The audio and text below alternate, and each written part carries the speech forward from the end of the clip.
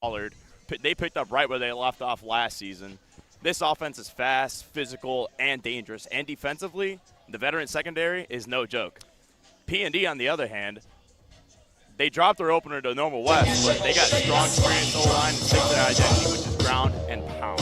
I'm looking for them to run the ball a lot today against this Peoria High defense. And last year, this matchup came down to one big play late. P&D finds a way to keep it close against the Lions every single season. If they can make the right adjustments, who knows? One play may swing it their way. Absolutely, Gabe. And this is an important game early on in the season. You know, everybody's still trying to get their feet wet, but a victory for either side sure could be a tone setter for the rest of the season. Don't go anywhere because we've got all the action on the other side of the break right here from Peoria Stadium.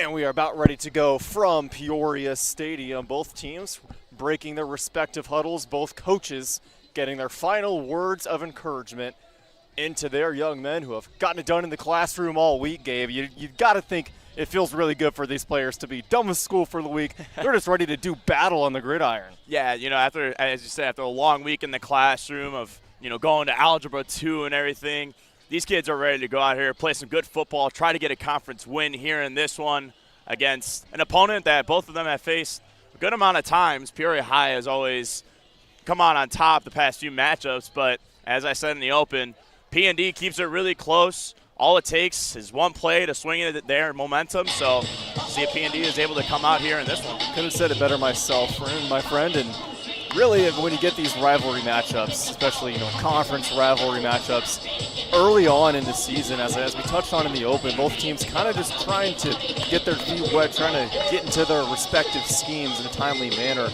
You can see some pretty wild scores that could have the underdog coming away with convincing victories. And I'm not sure that I would call Peoria Notre Dame an underdog in this one, although it may seem like it based on the last 10 matchups, which we'll get into later. This could really be an interesting game, and one of the biggest reasons aside from all of that is these are two really talented teams, of course. They play very different types of football. They do. Peoria Notre Dame, you know, run and gun, high flying, lots of action, lots of moving parts. They do not punt the ball. They always onside kick. Always going forward on fourth down. They're not afraid to take a deep shot no matter the weather conditions, no matter the opponent. Peoria Notre Dame, on the other hand, as we see, they've got kind of a wing T scheme. They're going to run the ball, and they're going to run it a lot. They like to do it early. They like to do it often, and it's worked tremendously for them over the last couple of years and really given a lot of conference foes, such as Peoria High, quite a bit of trouble.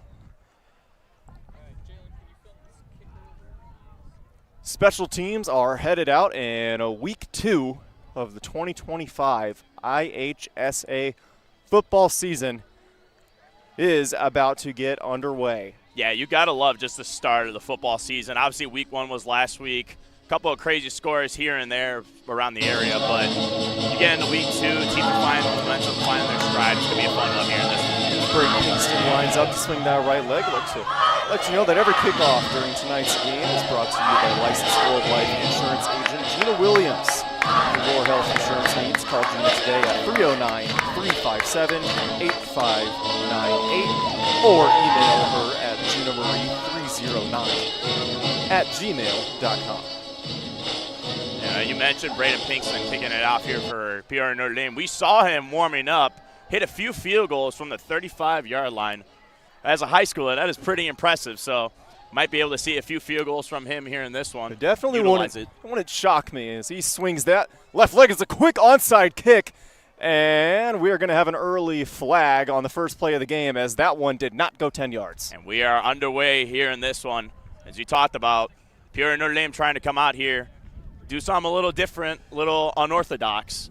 And with the speed in the athletes, ready to return that football on the Peoria High side of things, I don't necessarily hate that play call. Try to surprise them, get a quick little onside kick. Another thing that we saw them practicing here before the broadcast started, but only went about 5-6 yards, and it was touched by a white jersey, which means pretty good field position for Peoria High. As we take a look at their QB1, that's Breon Green, and he is an absolute superstar, an all-conference first-team selection last year, had over 2,400 total yards, 1,700 of them passing, 29 touchdowns to only 11 interceptions, Gabe. That's absolutely absurd for a high school QB. And he takes the snap. He's going to swing it wide to the right side.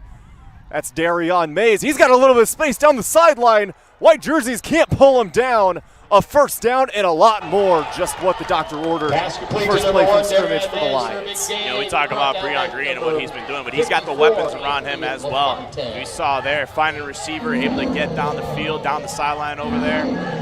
Get a big yardage there. Now the Lions are set up right now for a good position to potentially put 6 on the board early on. And even though that was a gain of 20, 30 yards, they don't take too much time in between snaps. They take one glance to the sideline. Breon Green's like, I was an all-conference player last year. I got this. Now he hands off to another all-conference player, Datarion Pollard, who is tripped up after a gain of maybe 1. And that's one of the things that the Lions offense does incredibly well, and you got to give props to head coach Aaron Montgomery for that. They put the pressure on the defense. They don't slow down. They just keep going as much as they can in every single possession. Put the foot on the pedal. 2nd and 6 as Peoria High is already inside the opposition's 20-yard line. And Green takes a snap. Another handoff for very similar play. Plenty of Fighting Irish there for the takedown. Saw a lot of white jerseys there. Good defense there from the Irish. Able to stop the run, force a 3rd down right now. Coach Armstrong subbing out a couple of his linemen. It's way too early. Never too early to say this is an important 3rd down, I would say, for both sides here. Peoria High would love to keep the chains going. Green's going to do a QB keeper. Scampered right through his O-lineman, and did he get the 1st down? That was close. We're going to take another look at that, and we'll see if he got the 1st down. It's close. And waiting for the signal from the referee as they converge near the line of scrimmage. As you said, it's early on, but after the attempted onside kick, if Peoria Notre Dame if this is a 4th down, able to get it. And as we wait on the call, one team called a timeout. I believe it was Peoria Notre Dame, although I'm not entirely sure. But one of the coaches saw something that he wanted to quickly adjust. And as they bring the chains out to measure, I'm not sure if one of the teams actually did call a timeout or if the referees just said, take your sidelines while we figure this out. Yeah. Could be an important call here on the first possession of the game. That is very, very, very close. You got to think that even if it is 4th down right now, the Lions are going to be going for this. You talk about how aggressive their offense is. They don't punt, they don't kick, so every territory is 4-down territory for the Lions. They're not going to give it to the Lions. Just came out about half a football short. So 4th and about 1 for Breon Green and company, who's got Pollard behind him in the backfield. You got to think this football's going to him. And it is. Pollard into a slew of white and maroon gray jerseys. Tripped up, but had plenty for the first down. Pollard just very fast, very aggressive, able to excel at an extreme rate in the backfield, able to push his way over there for the first down. Now Lions are set up right now. We're seeing it here on the first possession as it's going to be 1st and goal, about 7 yards away from the end zone are the Lions. But we're seeing it here, the run and gun. They're going to pass it. They passed it one time, and it's like, all right, time to hand the ball off to Tarion Pollard and let the O-line eat. Pollard's got it again, gets past the first line of defense, but PND is able to take him down just a handful of yards before Pollard could break the plane, so make it 2nd and goal. We talk about that run and gun offense from the Lions, but big reason for that is Breon Green there. He's the X factor. He's the one that leads the charge. He's able to pass the ball at a great rate, and then also able to use his legs, continue a play whenever the pocket starts collapsing, if it ever does. Nice job by the PND defense there. They dive towards Pollard again. He got close, but I think the Irish were able to keep him out of it. Yes, they were. So 3rd and very short. Lions not going to waste any time here. PND's defense has really stayed strong in the last couple plays. Pollard falling forward. Did he break the plane this time? Yes, he did. And in the blink of an eye, Lions are up 6-0. Fans are fired up. Yeah, and again, it's just that Lions offense putting the pressure on them in every single situation. But you got to give props to the PND defense as well. They made sure to get it to 3rd down, 4th down here on this possession. They stayed strong on, 2nd down and 3rd down, but, at the end of the day, sometimes it's tough to keep the opponent's star player out of the end zone, and Peoria High is going to get their points, and they're looking for 2 more here as it's a fade towards the corner, an incomplete pass. And it was Darion Mays who had the biggest play of that drive on a swing catch. He was unable to make that catch. It goes out of bounds. Now we're able to see the Irish offense take the field here. Good possession there for the Lions. See if PND is able to swing the momentum into their favor on this possession. See if they're able to use that ground and pound offense that we were talking about. In Peoria High, they usually like to onside kick as well. So you gotta be ready for that. You would assume PND knows that and, yeah. and had at some point this week hit that in practice. Saw them practicing it before the game, but they just like to mess you up, Peoria High does. But PND, they're going to get the ball back with 8:54 to go in the first quarter after giving up the score. See what their offense can do. And as many times as these two teams have played each other over the past few years, you kind of already know what to expect from the other team, what kind of plays they're looking to draw up, their formations and everything, or if they're looking to do an onside kick here in the first quarter, get that ball back, continue the pressure.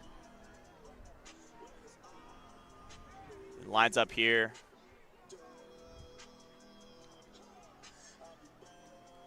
I wouldn't be surprised if there is an onside kick. Yep, they usually like to go to that, especially early on in games, and it looks like they got the hands team out there. Both teams are ready for it. And it's a good one that takes kind of an awkward bounce, but eventually is going to be recovered rightfully by the Irish. And the men in white will set up shop just in their own territory. By 34, Christian Johnson. There is a flag on the play. And as they do so, let's take a look at that absolutely massive offensive front, that offensive line for Peoria Notre Dame. Last year alone, nearly 4,000 rushing yards. You can't do that without an O-line. 357 rushing yards per game and a grand total of 59 rushing touchdowns. And just last week, tough loss against Normal West, but they did run the ball 41 times for 126 yards against the Wildcats. Normal West, and the referees are going to call that kickback, so we'll have to do the onside kick over. Yeah, but we talk about that O-line for PND, and again, the run game will not be successful without a good O-line. And these kids, they know how to block. They know the game very well. They're able to get out, put the lead block for their running backs. And the good thing about the Irish's offense too is they have a lot of depth at the running back position too. They're able to put whoever they need out there in specific situations. You need a third down running back, you got that. A lot of names that'll be taking the ball from the quarterback for the Irish as the repeat onside kick is immediately grabbed. That was a very nice play there. That was good reaction time there. Dallas Harder was, whatever that was, he was ready for it. Just reached out there and grabbed it and, didn't try to turn into Devin Hester there. He's like, I'm just going to fall right here and we'll set up shop right here. I'm cool with that. He may have to check if he's Spider-Man after that because the reaction time and the hands on that was impressive. That was a shot right to him. And at the high school level, you see that ball, bounce around like a hot potato all the time. But now we are officially ready for PND's first offensive possession of our ball game. 2 men in the backfield. Everyone bunched up close. They really don't go with anybody wide in that wing T scheme. Fake handoff. Now the handoff is immediately blown up. A fantastic tackle by Julian Lau. Junior gets into the backfield. And Lau just able to bust through that old line that we were complimenting the Irish about. Find a way to the running back, get the loss of yardage there. Great play. Can't ask for anything better than that. Time for the Irish to regroup is a loss of 4 yards on that one. So 2nd and 14. Trying to break it to opponent's territory. 2 more men in the backfield here. Same exact scheme. Look how many players are just lined up on that line of scrimmage. This going to be a handoff to Dallas Harder. And he picks up a good amount to make it 3rd and about 9 for the Irish. There's some laundry on the field now. Let's see what the flag is going to be. Flag on the field.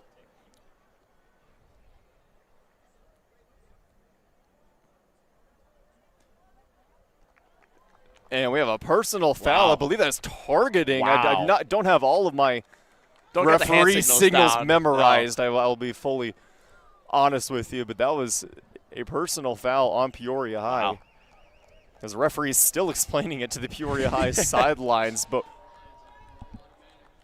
and regardless of it, and that's automatic 15-yard penalty, automatic first down. So don't have to worry about the jitters of a 3rd down on your first possession for PND.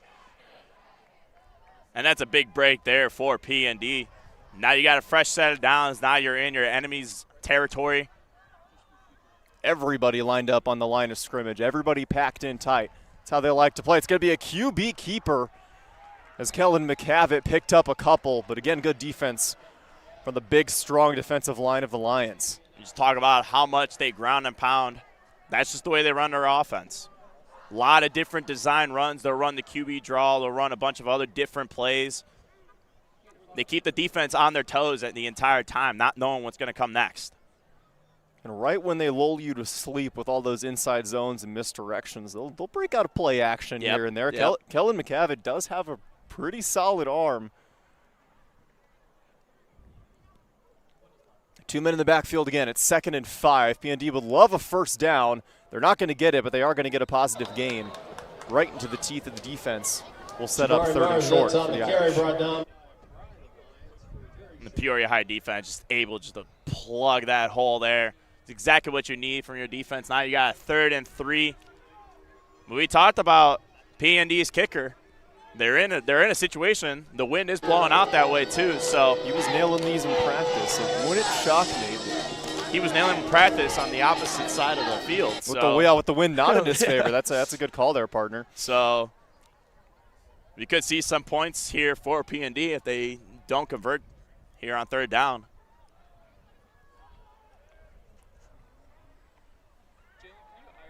And McCavitt hands off down to the outside, and the play is immediately blown up. PND tried to get to the outside edge to pick up that first down. Lions were having none of it, and now Coach Armstrong's got an interesting decision to make. Will he keep his offense on the field for a 4th and 6? I don't know, a momentum stealer it would be if they could pick this up, but that goes the other way as well if the Lions can stop them. We'll see what the Irish have up their sleeves. I believe they're going to go for it here on 4th down. Taking an extra second in that huddle. Important play. 4th and 7 officially is what they're going to call it. Just one man in the backfield this time behind McCavitt. This will be a big stop that the Lions can get it right here. And fakes to Maxwell. McCavitt evades one tackler, lets it fly. Nobody was looking. I don't hate the play call at all. It's just miscommunication and a turnover on downs. That was a good play call there from the P&D offense. We've been running the ball the entire drive. Break out the play action, roll out. Some miscommunication there leads to a turnover on downs. Now the Peoria High Lions have a chance to make it a 2-possession game here on this drive. You got to think that Breon Green and Deltarion Pollard are going to be big forces here on this drive. Ready to go back to work. Only 6 on that first drive. Did get the touchdown, did not get the 2-point conversion, but that's in the past. I think they'll take the touchdown any day of the week. Hey, 6 points is 6 points, however you get it. Indeed it is. Green drops back. He's going to let one fly down the right side of the field, and that is defensive pass interference. Yeah, clear pass interference call there. Didn't give the receiver a chance to catch the ball. Benjamin Lutz, just a little bit too much contact trying to guard the intended receiver. And that will be an automatic first down for Peoria High. I like the idea of going deep there for the Lions offense. Darion Mays, I mean, that was not the same play as the one that they called on the last drive, but they did send Darion Mays deep after his catch and run for about 30 yards to set up the first scoring drive. He might as well go for it again. He's a talented kid. He's got all the assets to be a big weapon for this Lions offense, and he's done it every single year he's been here. So, and I think on first down you might see the Lions throw the ball a lot because, you know, in their mind, worst case scenario, it's an incomplete pass. Okay, 2nd and 10, you trust in your offense to get 10 yards on the next 3 plays. Exactly. Because they don't punt. Right. That's kind of the scheme that Coach Montgomery and his staff have worked out, and man, is it working, because this is one of the best offenses in the area. Taking an extra second to look to the sidelines now, getting a couple extra signals from the coaching staff.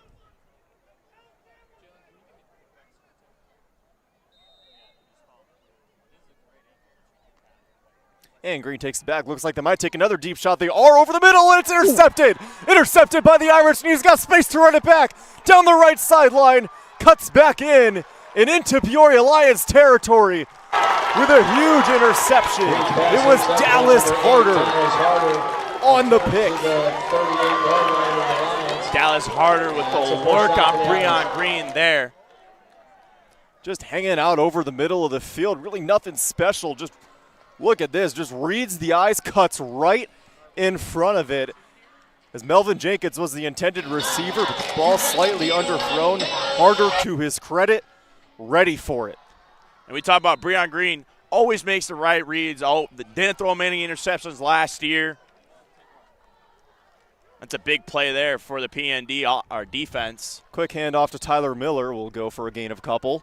This will be a big drive if they're able to score 6 here. Indeed, kind of some early ups and downs from Peoria Notre Dame as defense gives up the touchdown. They had not a bad drive on their first drive, just turned it over on downs, and defense locked in. Harder steps in front of the pass to pick it off. I will say I am liking the Irish defense so far today. They have done a great job just keeping the offense from getting really started as much as they could. Another handoff, this one to the outside. And it was Jamari Marizetz who will get quite a few of the carries, but as you alluded to earlier, Gabe, I mean, the Irish have 6-7 guys that will take the ball in the backfield and look to get yards. Going back to the defense, you got to give props to the Peoria High defense as well. Not really letting P&D get started on anything right now. The Irish trying to get their run game going, break out the play action on 4th down that they did last drive, but can't really get much started. Here's a handoff down to the outside. A huge gain, first down and a couple more. I believe that was Blake Maxwell, the ball carrier. There's so much going on. It doesn't look like much near the line of scrimmage with all the players right there, but the fakes, head fakes, snake eyes, misdirections can really trip up a defense. And it did that time. Fresh set of downs for the Irish, getting closer and closer to enemy territory. And being up here, I get confused looking. I don't even know where the ball is. I sit there, I try to look at the quarterback or whoever. I don't know what's going on until I see all the players running at one guy. So they do a good job designing their runs. Maxwell in the backfield again. They're going to fake the handoff now, pitch it to the outside. Not much doing there. Yeah, Jamari Marizette, nice job catching the pitch, but as soon as he made a football move, there was a black jersey there to take him down. Yeah, great read there from the Lions defense. We got 2nd and 11 now for PND. Let's see if they're able to break out something big. Maybe score 6 here on this play. They're no stranger to the big play. Ball snap rolling out. It's going to be a pass. He's going to let it fly as Zachary Prabaz in as the quarterback. No receiver there to catch that one. So now 3rd and long, and Coach Armstrong has yet another decision to make here on 3rd down. And again, I don't hate that play action call at all. It's a big weapon for their offense, and they're able to connect and be on the same page about everything. But yeah. It catches everybody by surprise every time. That's why it has the potential to work. Early on in the season, early on in the game, they're working out the kinks. I'm sure communication will get better, and it's early in the season too. It's only week 2. These kids, a lot of them played together for a while, but that one, another handoff, will only go for a gain of a couple. And a 4th down and about 9. The offense stay out on the field again. And that Peoria High offensive line, they're doing their job. We alluded to it earlier, but man, are they huge. Noah Talks, Jacob Corey, Brady Mullins. Yes. All of them are getting looks from college programs, and for good reason as well. All of them are at least 6'2" tall and at least 270 pounds. And that was one thing that their head coach, Patrick Armstrong, was saying about, in actually our very own Jonathan Michael wrote about it. He said, the difference from last year and that this year was that their line was pretty young, but now they have more experience, another year under their belt. So that P&D offensive line is going to be a big force this year, and it's going to be a big reason for their success going into this season. Indeed it is, and Coach Armstrong, with 2:09 to go in our first quarter, trailing by 6, decides to call a quick timeout. Very defensive game so far here in this one. Only 6 points scored, 1 touchdown. Not much going for both sides, but offenses are moving quick, but the big play by Darion Mays, swinging out wide right on the wide receiver screen. Big reason for that touchdown that the Lions scored. So, and while we have just 1 second here, let's take a look at this series history that we touched on a bit earlier, Gabe. These last 10 matchups, 2024 last year, going all the way back to 2015. Peoria perfection indeed. The Lions have won every one of them, but back in 2017, 82-80? I did not know that. Oh, my gosh. I had to do a triple, quadruple take when I saw that. I would say that's like video game numbers, but that's hard to do in a video game. Absolutely absurd. 162 points combined. If we got that again tonight, we would not be complaining. No, not at all. Not at all. We love offense. Yes, we do. Here's going to be another pass over the middle. Maybe had a man, but really, really good defense. Look at that celebration from Titavion Alexander stepping in front of the pass and deflecting it. So another risk by Coach Armstrong does not pay off. 2nd consecutive turnover on downs. Beautiful work. And beautiful work there, too, not to commit a pass interference call. That could have went both ways, but he kept it close, make sure he stayed right on him. Able to bat the ball away, get that 4th down stop. No need to do too much. Just put your hand on the ball, get it down. And that's one of the things they do very well is their fundamentals. Extremely. They're a very, very, very disciplined group, are the Peoria Lions. And it goes all back to the coaching of Coach Montgomery, who's been on the staff for a decade, but just his 2nd year as the head coach after Tim Thornton and the program parted ways. Green takes the handoff and hands it off. Or takes snap and hands it off. Now the outside makes a man miss. And eventually brought down. Jenkins on the carry. Pick up about 9 on the play. And Melvin Jenkins, I believe, was the ball carrier. Roden Spinks Picked up plenty of yards. Did not get the first down, but it's going to be second and very short. Wouldn't be shocked if they try to take another shot downfield here because incomplete pass and you still have third and short.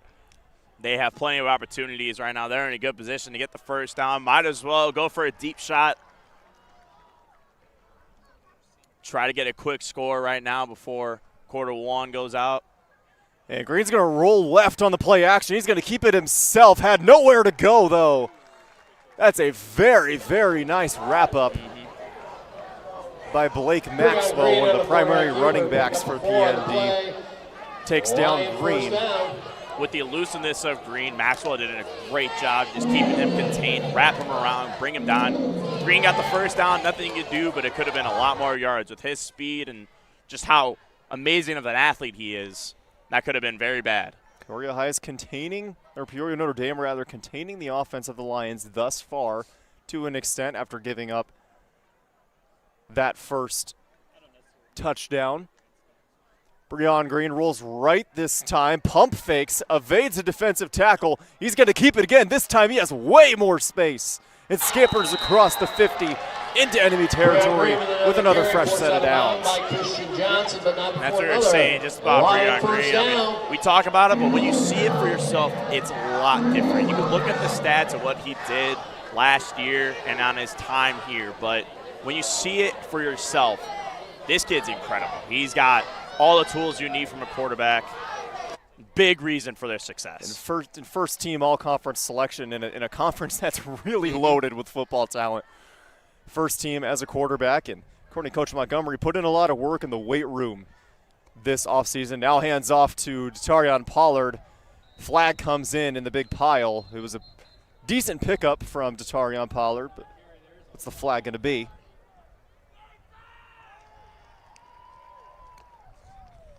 And it's going to go on Peoria High. It's simple holding call, so that play will be negated as we approach the end of the first quarter. That's a good word, negated. Negated, yeah. I like to use that one. I like it. Trying to expand the old broadcaster's vocabulary, you know? That's a good idea. I like that. So back into their own territory go the Lions, holding 10-yard penalty in high school, so 1st and 20. 30 seconds now to go. Quarter one has been full of ups and downs for both teams. Lions starting off with that opening drive touchdown, but not able to find the end zone or any points since. Green's going to go way deep here. Does he have a man? He does! An unbelievable throw and catch. Just like that, another touchdown for the Lions. I stand corrected. Darion Mays again with a huge reception. This one he takes to the house. 12-zip Peoria High. I stand corrected. Breon Green, you must have heard me or something right before I had said that, because sends a shot right down the field, able to find an open man, get a big touchdown right before quarter one ends. Dual threat quarterbacks, Gabe. There's just nothing you could say that can describe the type of effect that can have on your team and just the turmoil that it can put defenses through. The versatility of just having a guy that can run but also pass the ball on an elite level like Breon Green. And he flips one towards the back of the end zone. It was caught by Darion Mays, but he stepped out of bounds. That foot came down on the white, and it was waved off by one of the referees. Saw the light show starting there. The tech crew thought that Peoria High scored the two-point conversion there, but nonetheless it's out. But amazing play there right before the end of quarter one from the Lions offense. Able to take a two-possession lead. And the pass was open, even though sometimes you got to cut your losses, especially after you just scored a touchdown. You don't need to panic about not getting a two-point conversion, especially because the offense seems to pick up right where they left off. Last week was quite the beatdown. Peoria High put over Champaign Centennial 42-0.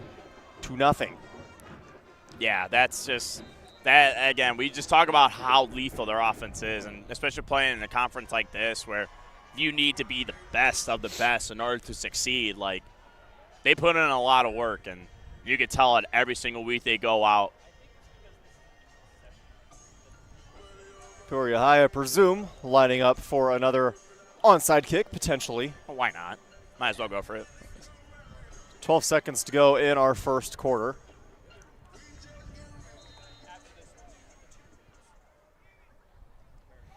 And it's another good onside kick, but another good recovery by the Irish. And while the Irish set up shop in their own territory, I'd like to take another word from our sponsors. First, for American Outdoor Services. Tonight's game is brought to you by American Outdoor Services for all your lawn care needs and commercial snow removal needs. Please contact American Outdoor Services at 309-840-5627. Back-to-back Week 25 Viewers' Choice Award winners in 2024-2025. As well as Clutch Sports Media Overtime. That's right. For more coverage of Central Illinois high school sports, from feature stories to expert analysis, from all our entire team of experts, CSM Overtime is the place to be as the high school football season is in full swing. And another inside handoff will go for about a gain of 1. Coach Armstrong's club will trot to the sidelines with the end of our first quarter. Quite a few things that both coaches have to say to their teams, but for Peoria, you're probably, for Peoria High that is, you're probably pretty happy. You know, you'll take 2 touchdowns in the first quarter any day of the week, but certainly not time to panic for Peoria Notre Dame. They've showed promise on the ground game. Need to establish that consistency, and it's tough early in the season. No one said it was going to be easy. But once they do, this offense can score a lot, as we showed you on that graphic earlier. You know, 4,000 yards on the ground. It's all about clicking together. You know, I just said it's early on in the season. It's early on in this game in total. You know, you can watch film all week. You can talk about what you need to do. But once you're actually out on the field, it's a different game. You try to stick to your game plan. Sometimes you have to adjust, but just a year ago, I mean, the Irish, they did put up 40 or more points in half of their games. And again, playing in this conference, that's nothing to sneeze at. That's very impressive numbers. Got a little bit of playoff success as well. You know, a 5-4 team snuck into the playoffs as one of the last seeds. Played Rochester, a perennial powerhouse out by the Springfield area. Walked into Rochester and beat them 59-58 on the final possession. And the thing about Rochester, too, is, like, they were, like, undefeated. They don't lose at home. They really don't lose at home at all. Yeah, they hadn't lost at home in quite some time.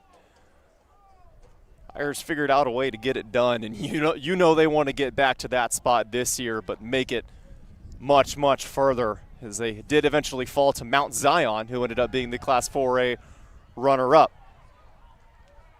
Kellen McCavitt has to scamper out of bounds after not finding an open receiver. Good defense again by the Lions. And a gain of about 1. You know what it takes for the Irish offense right now? It's only a 2-possession game. As you said, no time to panic at all. All it takes is one big play, one big run to get you going. Find the end zone, cut it within 1 score, and you're back in business. And your defense has shown that they could stop the Lions' offense as well. So just all about establishing consistency. Coach Armstrong, you know, believes in this group to do just that. They have 18 total players that are returning. You know, the juniors last year, of course, now seniors this year. So you expect them to kind of mesh together and teach the younger guys what it's like to play for P&D. As here's another inside handoff. And it's all about that leadership. You know, having that seniority, having those upperclassmen to teach, you know, your freshmen, your sophomores coming into the season how to play Irish football. You know, it's very important to have that presence at that level. That's a great point, partner. No matter the score tonight or no matter what their record ends up being, there's a lot of value in that, what you just said. The older guys teaching the younger guys all about football and just all about life in general. It's a great thing about high school sports. You learn about yourself. You learn about just, you know, the game itself and how to work past obstacles and anything that's, you know, comes in your way. So there's a lot to learn, a lot of leadership, a lot of maturity for these kids. 4th and 4. Pretty important down a distance here for the Irish. Would love to extend this possession. It's an outside handoff, Thought he had space at first, but the Lions close quickly and blow up the play in the backfield once again. There's that stop by a whole bunch of Lions. There it is again, that Lions Another defense turnover just and not downs. allowing Lions first down at the them to Irish get the 47. first down, not allowing them to continue the drive. Titavian Alexander was one of the many black jerseys that were in the backfield to force the third turnover on downs of the ball game. You know, we said how Peoria High just likes to keep the foot on the pedal, stay aggressive, but that's not just on offense, it's on defense as well. Not allowing them to get a big run, not allowing them to get first down to continue their drives consistently. Shutting them down as much as possible. Now you get the offense back out there after a big play. Right at the 50 is where the Lions offense will start this drive after 2 successful ones. Green swings it out wide again, and that time the ball batted down. Very nice play by Tyler Miller to cut off that wide receiver screen, which has worked in the early going for the Lions. You know, and this PND defense is, again, it's done a great job. You know, they got that pick earlier. I wouldn't be surprised if they get another stop. Maybe they get another pick here on this drive. And that's what it comes down to. You know the Lions offense is aggressive. You know what they like to do. Take advantage of that aggressiveness. Green now another handoff. This is Pollard. And he will cut the distance needed for a first down and a half. Peoria Notre Dame not letting him getting any more than that.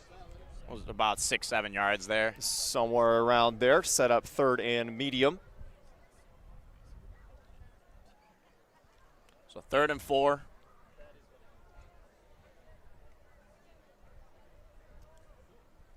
See if the Lions have up their sleeve. You think they're going to take a big shot here or try to go for the first down? I'm probably handing it to Pollard here. That's what I would 4 do yards too. Doesn't seem like too much the way that they've been playing, and they can follow that massive offensive line to pick up 4, I believe.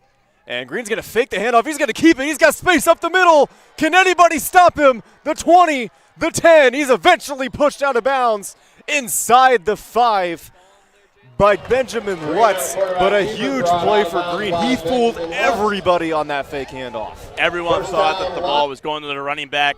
Green holds on to it, able to shoot up the middle, and then, again, just using his speed and acceleration to get past the defenders. Nobody was catching up to him.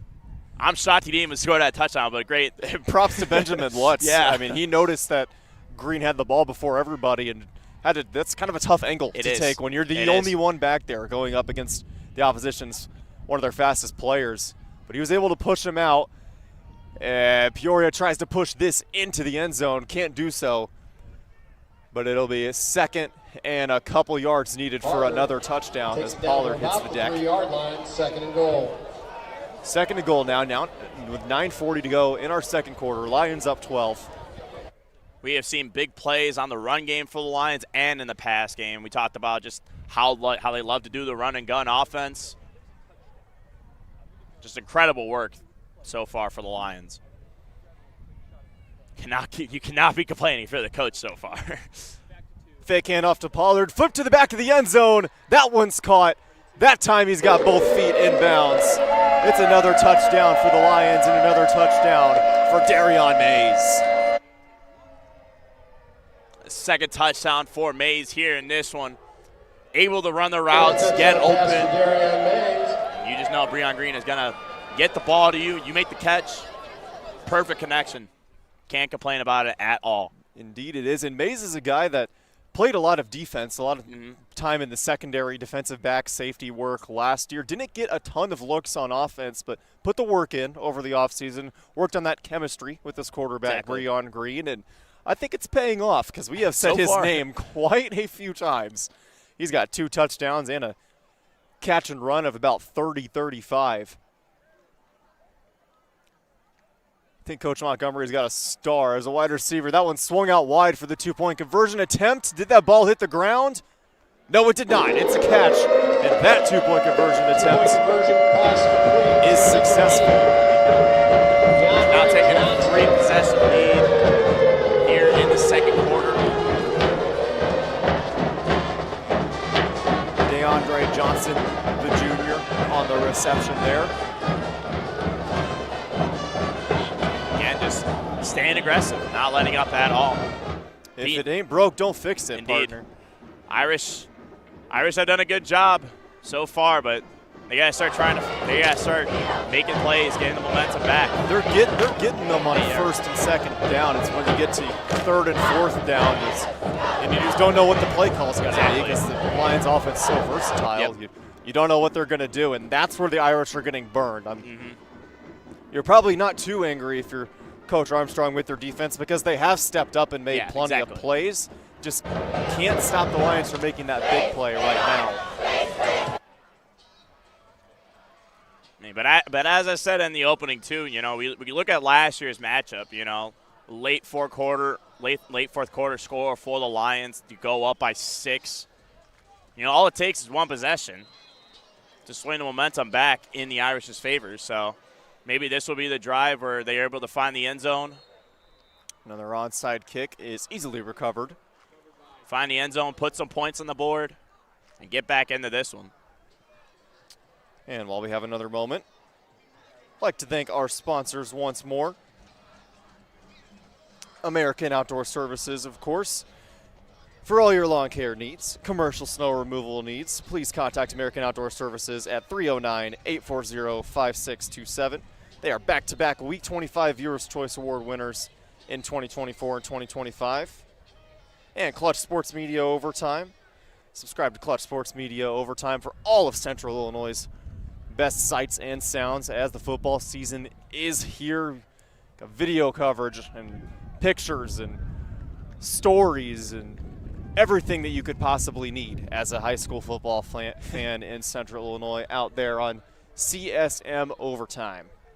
It has a lot of good information on there. Our staff does a great job able to just put every single information that they need. For all 30-plus teams in our coverage area, this is a hectic time for us, Gabe. I'll be honest. It's pretty crazy. Football is a sport that we love to cover, but we couldn't possibly do it without all of our supporters, both online and tuning in here today. We appreciate you. And I'm sure Coach Montgomery is probably appreciating his defense right now. That's about many, many times that exact same play has happened. There's misdirections and fakes. The Irish they're doing them that I don't really think the defense of the Lions is biting on them, at least not these last couple possessions that have resulted in turnover on downs. 3rd and 1 right now for the Irish. See if they're able to squeak across the first down marker, get a fresh set of downs. 8 minutes and change to go in our first half. Rolling out to the left and firing a pass is caught.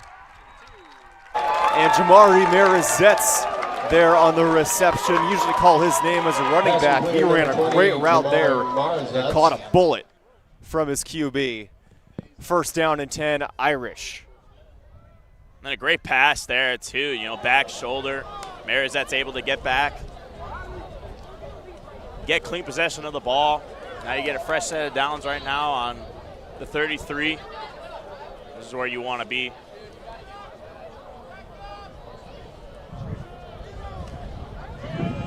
And a quick handoff there to Blake Maxwell, who primarily will play that fullback position. And Maxwell's so good at, when they just need a couple yards. Usually they go to him on 1st down or they go to him on 3rd and short. And he knows his role, as many of these Irish players do. Very good player, both on the offensive and defensive side. He's made a couple good tackles. And that's what we talk about when you look at the Irish's offense, just the depth that they have, especially at the running back position.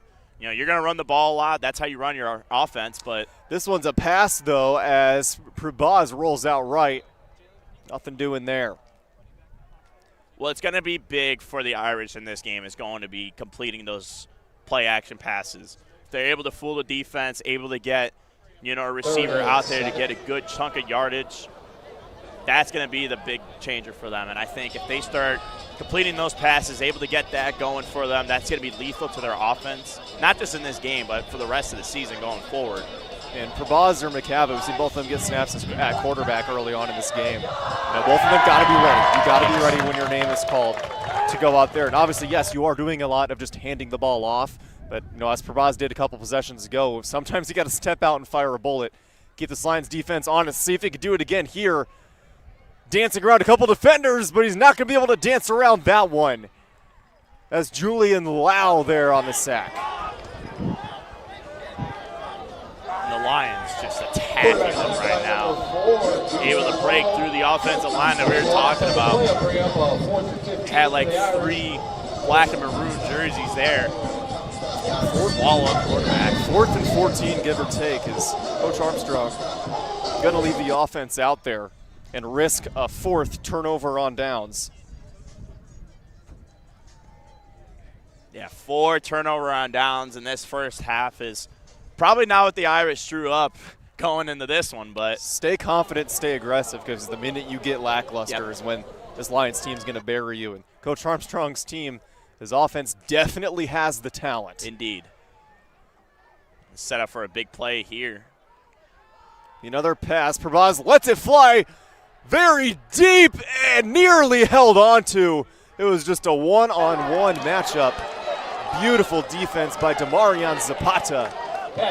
Not committing pass interference, shutting down that deep pass. That was a good ball. It was a really good pass. It was an amazing pass. That ball was 50-50. Could have went either way. Could have been batted down. Could have been caught. Didn't matter. And about the Peoria secondary, they got plenty of returners as well. Matter in fact, all of them, both defensive backs, both safeties are all returners for the Peoria High Lions, and that is so incredibly important. Yes. Really all season long, in the off season, the beginning of the season, especially in the postseason, because these Lions, they make the postseason every single year, and you can never have enough guys that are there that have been there before, because they've had a lot of postseason success, just trying to get over the hump and try to get their first state title since 2016. This play blown dead. And having a whole secondary that are all seniors is at those skill positions is essential. It's crucial. Having all those positions covered by seniors that are able not just to play the position at a level that they've played at for the past 4 years and have grown into, but also teaching, and we talked about it earlier, teaching the younger guys about how to play Peoria High football, about how to handle certain situations and everything. Experience is important on every football team at any level, period, but especially at this level. Another flag on this play. Based on where the flag is, I'm going to assume holding on the Lions. Sounds like the P&D student section is getting hyped over here. Probably is on the Lions, we'll see. And that one was actually on the Irish. It was holding. We had it right, but that one goes on the Irish. Wrong team. It happens. Week 2 for the broadcasters as well. Yeah, we talk about the teams, getting back into it. We got to get back into it. It's been a long off season for us. So, hey, on that note, though, no place I'd rather be. Honestly, Friday Night Lights, true. Central Illinois. Sign me up. This is beautiful. This is what I love working for.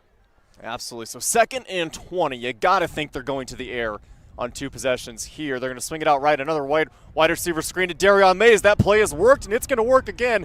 Mays trucks forward, drags the defender with him. If he did not get the first down, he got very close. Close to a first down. See, you might have to break out the chains again here. Maybe. From here, looks like maybe a couple inches short. Looks like it. We got a good look at it, but are the Zebras going to converge and break out the chains? No, they are not. Going to call it 3rd and 1.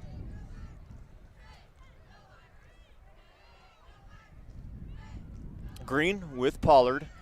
Might as well just give it to Pollard. I believe that's what they're going to go to here. And you are correct, my friend. Not a huge pickup by any means, but by any means necessary. First down.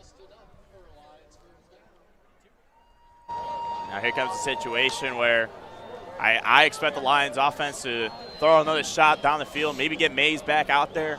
He's made a couple big plays here in this one. In theory, if to borrow basketball terminology, you could kind of go 2 for 1 here. We got 4:42 left on our clock. And if you can get a quick touchdown here, whether it's in the air or on the ground, you set yourself up for another good defensive possession. You can get another score heading into the locker room and really bury these Irish. You got to think that's on the forefront of Coach Montgomery's mind. Green's got nowhere to throw, but he's got plenty places to run. As he goes down that left sideline, I believe he got the first down. Yes, he did. Moved the chains once again. Green on carry, forced out by number 32. Yeah, Green, yeah, we talked about him this whole broadcast, honestly, but just very versatile, able to go out there and use his legs, extend the play as much as possible. First out in there. It's something he's really gotten better at. He's gotten plenty of snaps at quarterback. Something he's gotten better at it.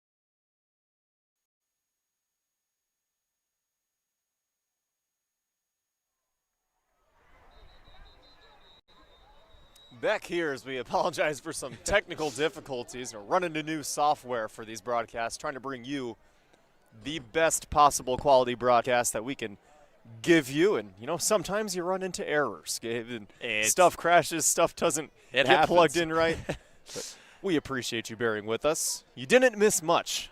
Really all it was a swing out wide against Darion Mays that went for a good game but got called back due to a Lions penalty. Now it's 2nd and 15 for Peoria High. You see the Irish playing some good defense here on this drive. Lions have gone out on every drive, every possession that they've had so far and scored within the first 3 plays. But yeah, that play looks like a flag on Peoria Notre Dame as we try to get everything back up and running for you guys. I think we're all good now, at least I hope. So 2nd and 2, rather, for the Lions. Approaching 3 minutes to go in our first half, and the Lions are up 20. 2 men in the backfield joining Breon Green. And he hands it to one of them right up the middle. That's a nice gain. And again, a very nice running play for the Lions. That one, Melvin Jenkins, who won't get a ton of handoffs, but it's pretty deceptive back there when you got Jenkins and Pollard and Green. All 3 of them can run. All 3 Jenkins might be the fastest out of the 3. That's up for debate, though. I think we need a 40-yard dash between them 3 to see. I'd pay to see that. Me too. Green whips it out wide again, has his man, and that one not going anywhere. It was Jalen Rayford on the reception. Maxwell and Spinks both there for the stop for the Irish.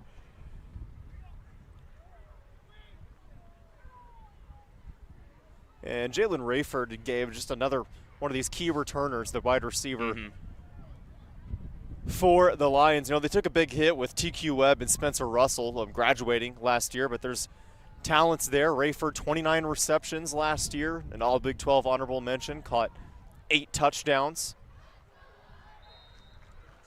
Yeah, just again, we talked, we said, how much depth P&D has with their running backs, but Peoria High has some good depth with their receivers as well. It seems like every receiver that they have can make a big play at any time, and that's what makes them dangerous when it comes, especially to the playoffs and later on in the season, because you never know who's going to be the one that makes that big play. Exactly. And, as unfortunate it is, injuries are a thing. Yes. They can occur at any time to any player. Especially in football. Coaches have to be ready. Everybody, coaches, players, everyone has to have that next man up mentality. And I think both of these teams have subscribed to that. Yes.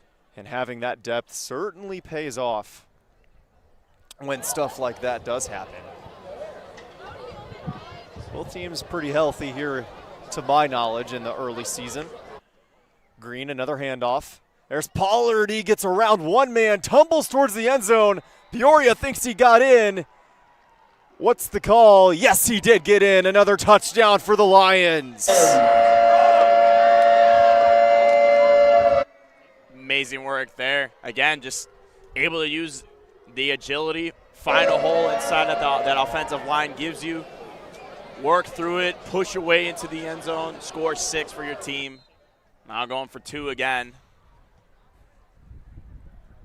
Tarion Pollard, what a weapon he is, headlining the backfield again for these Lions. And the offense, it's hard to even believe it, but they're looking to play even faster this year. Yes.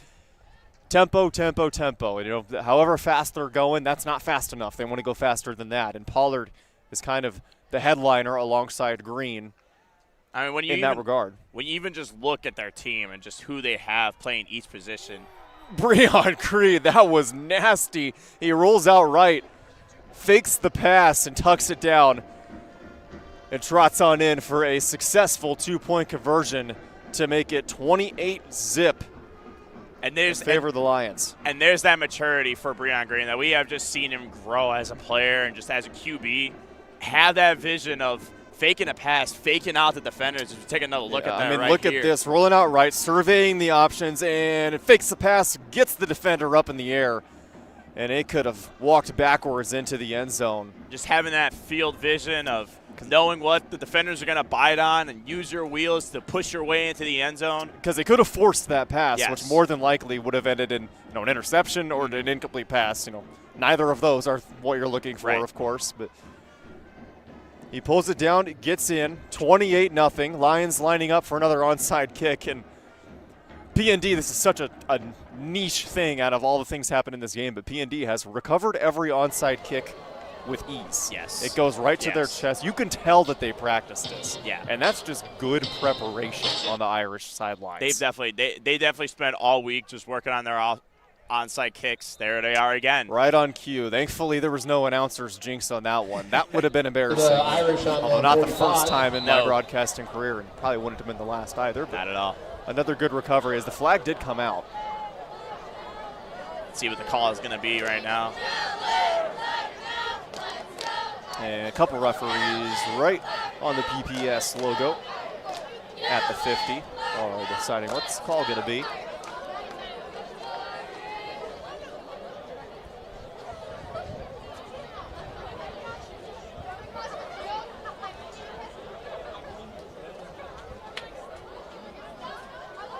They waved the flag off. I believe they did. They went and picked it up, and that's where the ball was recovered. There is no penalty on the play. Yep, flag gets picked up. The Irish go back to work, and they only got a minute and 33 seconds before the end of our half. But I think if they could get a score here, or at least some kind of offensive momentum, that would make the halftime locker room feel a little bit better. Yeah, right now it's just Peoria High has just been playing amazing defense, been playing amazing on offense. Like, both sides of the ball has been on point for the Lions. Irish haven't really gotten much to get started, but maybe this is the drive. It's QB keeper on the fake handoff. That was Kellen McCavitt back into the game as a signal caller. And he gets a first down and a couple more, so move the chains. Clock stops. And Rayford. There you go, and that's the kind of plays that they're going to need. Break open, get a first down, keep the chains moving. Move quick and keep the Lions on their toes. Don't let them settle in.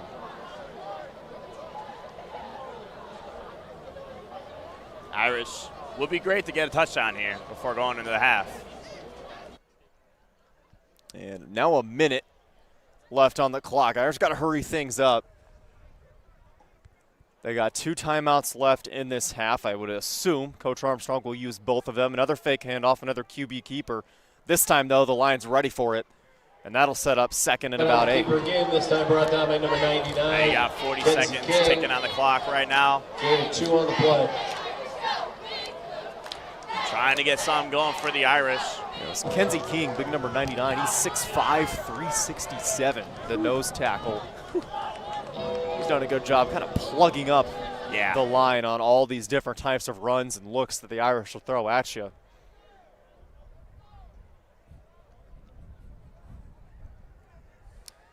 Just 13 seconds now to go. They're going to go deep. Might have had a man there for a second, but the ball hits the turf. An incomplete pass.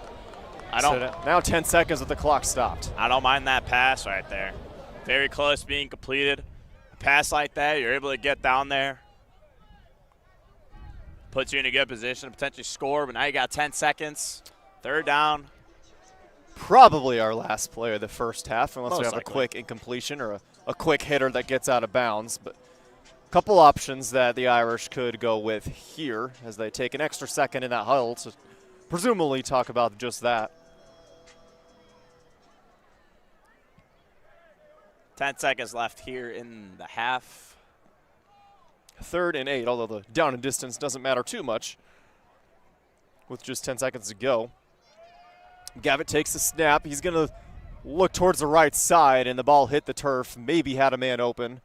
But with 5 seconds now, will the Irish try to take a deep shot, or will they just kneel it? I mean, personally, now maybe this is why I'm not a coach. I just go for it.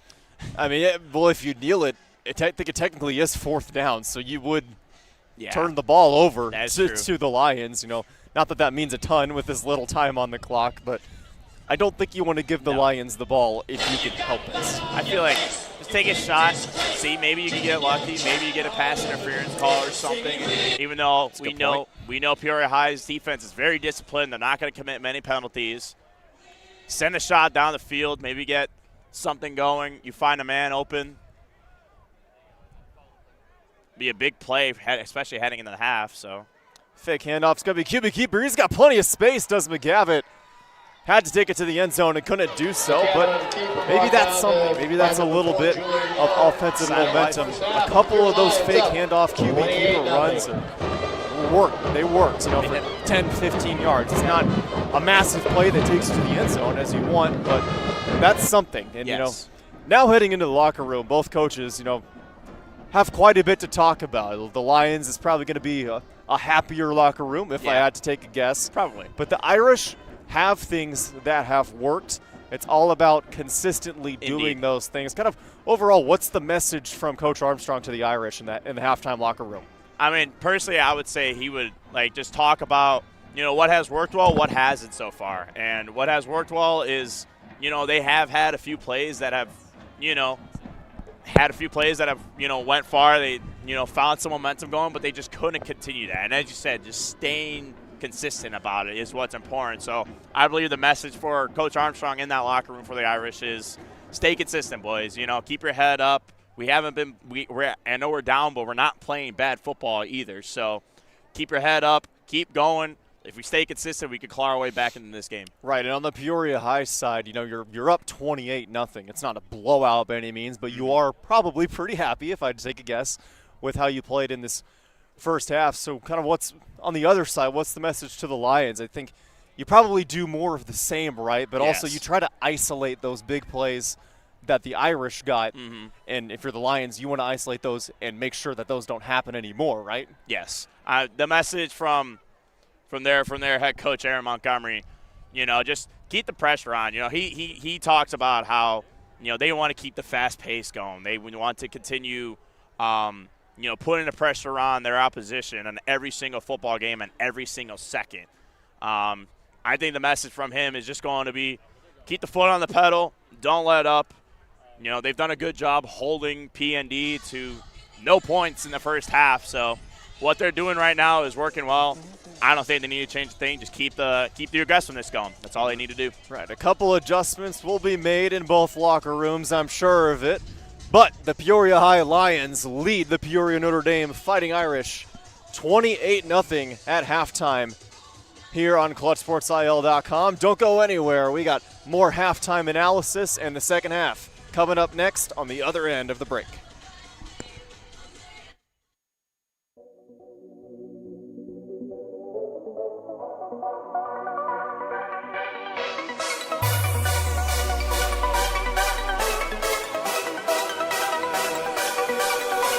Central Illinois, we're going to overtime.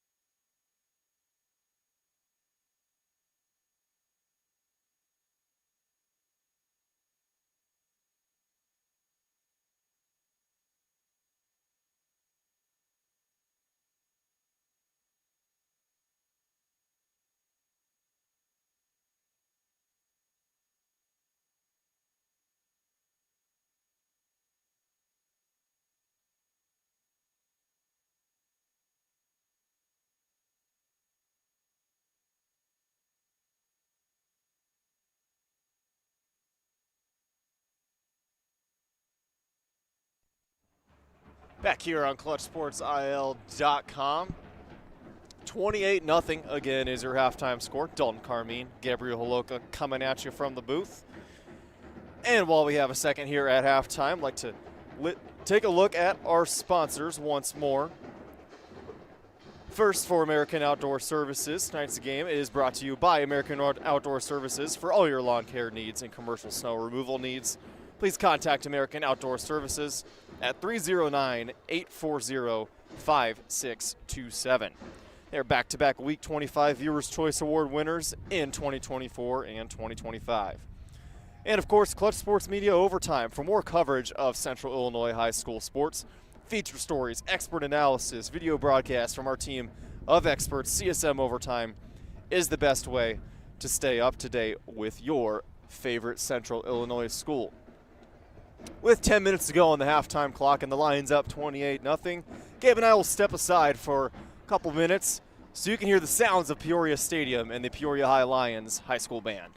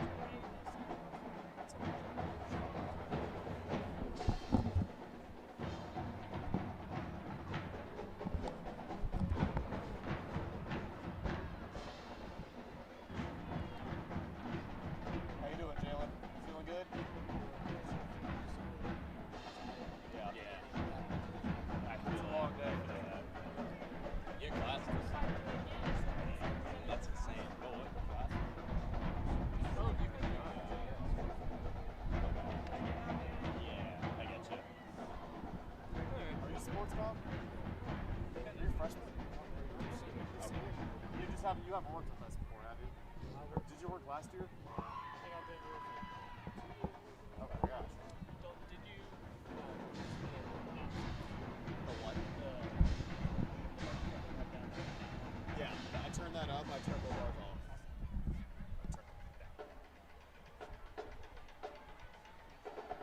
Let me see if I can do anything with replay. I can't. Appreciate it, yeah. That's basically it. And that point, like, once you get past, like, your rap stuff that you already have, basically.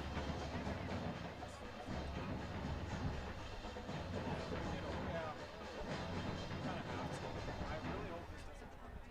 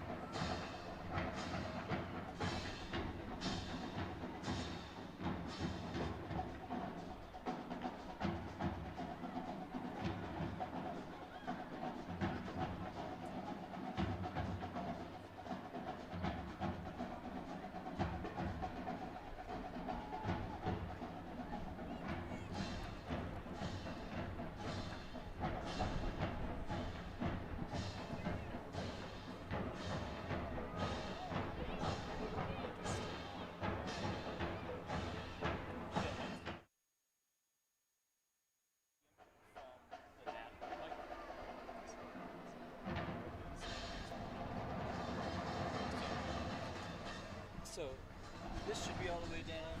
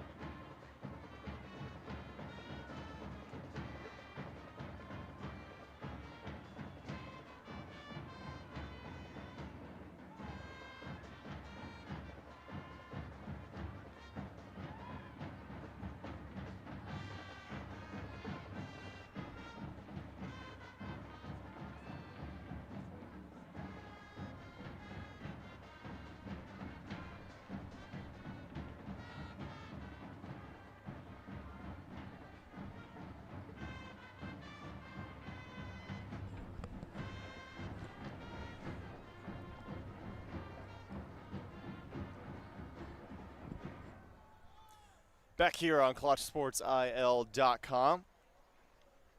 And we'll take a look kind of around the area. Some of these matchups this week, Gabe, are absolutely absurd. I mean, look, I don't know if it's just a coincidence or if this was planned out by schools in the area, but look at all those just unbelievably tough rivalry matchups. Any of them stand out to you? I mean, the one that stands out to me is Bloomington and Normal U High. I love, both those teams always play aggressive, always go out every single week, play their best. Normal U High is just a great team all around. Bloomington always finds a way to win those games.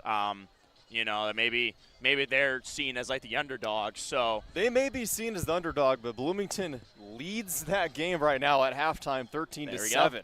So you just don't know. As we said at the top of the broadcast, you just don't know in these rivalry matchups, and they're appointing them this week. And speaking of rivalry matchups, the Chili Bowl. That's our game on WMBD this week. Jonathan Michael, Nick Giuseppe have the call on that one over there in Normal. And the Ironmen, Normal Community, lead Normal West 17-14 at halftime. So another tight one. Tri-Valley and Leroy, and two teams always at the top of that conference. Tri-Valley leads that one 14-0 in the second quarter. Limestone knotted up with Galesburg 6-6 in the second quarter. Metamora tied with LaSalle Peru 8-8. East Peoria having no issues with the Springfield Lanphier Lions 35-0. Lots and lots of good football around the area. And Washington, how could we forget Washington Panthers? They're in another tight one. They lost by 1 point to your alma mater, Niles Notre Dame, last week. But the Panthers have another tough matchup with Troy Triad, a team from the southwestern part of the state. 21-14 is the score in favor of the Panthers. 21-14 in the second quarter. Manual and Richwood still scoreless as far as we know. Farmington Farmers and Elmwood Brimfield, my goodness, 40-0 at halftime. The Farmers are really having their way with EB and one of the better small-town rivalries. I'm a sucker for the small-town games. Those are always fun. Those are fun, I love those games. But here we have the Peoria High Lions up big, 28-0 on the PND Irish. It's an offensive onslaught from Peoria High in that first half, and yeah, we saw a lot from Peoria High's offense and defense, too. They just did a great job on both sides of the ball. Can't complain about it. Really, I mean, some adjustments, as we talked about. Probably some adjustments had to be made, and some maybe not. As we take a look at some of that offense that we have talked about from Peoria High. And 3 touchdowns as we have on replay there. Just a nice little run up the middle there. Nice quick handoff there to Pollard. He's just such a weapon, him and Green in the backfield behind that huge offensive line. Lions have had their way. They have. Offensively. And few big plays, too, we see right there. Right on cue. A deep, deep pass right into the breadbasket of Darion Mays, who might be the player of the game up till this point, of course. At this point right now, if we had to pick players of the game, I would go Mays, only because of that. He had some big plays, scored a few touchdowns. That has really gotten the Peoria High's offense just going. And gotten their fans into it as well. As both teams break huddles, and we are ready to go in the second quarter. And this kickoff to start our second half and to start our third quarter is brought to you by Globe Life Insurance. Every kickoff during tonight's game is brought to you by licensed Globe Life Insurance agent Gina Williams. For your health insurance needs, call Gina today at 309-357-8598 or email her at ginamarie309@gmail.com. Also, by American Outdoor Services. For all your lawn care needs and commercial snow removal needs, please contact American Outdoor Services at 309-840-5627. They're back-to-back Week 25 Viewers' Choice Award winners in 2024 and 2025. As we're underway in our second half. Saw Peoria High there recover the football on an onside kick recovery, but there is a flag on the field. See what they do here. And waving that flag in the air means it's going to be called off, I believe. A couple times that's happened. A lot of moving parts on both of these teams. You're going to have some penalties, but maybe not all of them are penalties. And that one is going to be called an illegal touch after the referees converge there for a moment. So the Irish have it, and you got to get something going. Obviously, this possession obviously would be ideal. Yes. But this quarter, of course, you got to get something going offensively if you're the Irish. They've shown promise. Yes. You know, McGavin's having a pretty good game. We've seen Luke Prabaz throw an absolute dime to Jamari Marizetz, and a couple of their running backs have broken off for chunks of yardage, but haven't been able to string it together. And I think it was 4 turnover on downs in that first half. It's got to be cleaned up, and I think it will. Yeah, it's all about staying consistent, you know, coming into this quarter. This possession alone, it could be essential to that momentum shifting back into the Irish's favor. If they're able to score 6 right here on this possession, able to put a little bit of pressure, get something going. Prabaz rolls out, had an open man, but threw it at the knees, and the intended receiver couldn't hold on to it. And that right there is what we talk about when we just say this hasn't been as consistent for the Irish offense. You know, they've tried those play-action passes, only completed one of them so far here in this one. So once they get that going, I feel like that is their bread and butter. They get the play-action going. They run the ball, able to extend a play-action for a big chunk of yardage. Start blending that offense. Yes. And again, we say it. It's early on in the season. There's still a lot of adjustments being made. There's a big play, perhaps one of the biggest of the day. That'll get a fresh set of downs for the Irish. And that play right there could be big going forward for the Irish if they're able to score 6 on this possession. I believe that was Dallas Harder, the ball carrier, who had a very beautiful interception in the first quarter, if I do say so myself. Lurked Breon Green there. That was a great interception. Indeed. You thought it might kind of flip the momentum early on in the Irish way, but the Lions weren't having any of that. No. They got the momentum back in their favor after that play. Irish send a man in motion, and the first handoff to the running back. He is piled on by a bunch of black jerseys. Yeah, speaking of jerseys, I really love the Peoria Notre Dame jerseys. They're just so clean. I like to, look at that. Beautiful look at quite a few of them there. I really like to give shout-outs to good jerseys when I see them, and there are plenty of them to go around high schools in this area. I think we're a little bit spoiled, but that four-leaf clover there on the shoulders with kind of the gradient. Yes. Beautiful. Some of my favorites in the area for sure. I was like, I might be a little biased because I went to a Notre Dame in Niles, Illinois, so same colorway and everything. So you can't escape it, partner. I can't. And Jamari Marizetz can't escape the grasp of 4 Peoria High defenders. Julian Lau was one of them. Speaking of jerseys, a lot of maroon and black all over there. Not allowing him to get past. Great work there from the Peoria High defense. Sets up a 3rd down for the Irish, and a big 3rd down at that, I must say. They haven't found much success from 3rd down territory, but maybe that halftime is big for them. Yep, broke the fortune there as they pick up a big 3rd and 7 conversion. Dallas Harder again, and I mean, I feel like now if Coach Armstrong feed the hot hand, because every time Harder is touching the ball, if he just has a little bit of space, he's picking up a good chunk of yards. And this is what I'm saying. Once they start stringing together plays after plays together, get a good chunk of yardage. You don't need a touchdown on one play. Start stringing it together. Start clawing back into the game slowly. That's what they're doing on this possession right now. And if they are able to come away in the end zone, just like that, on cue, touchdown Irish.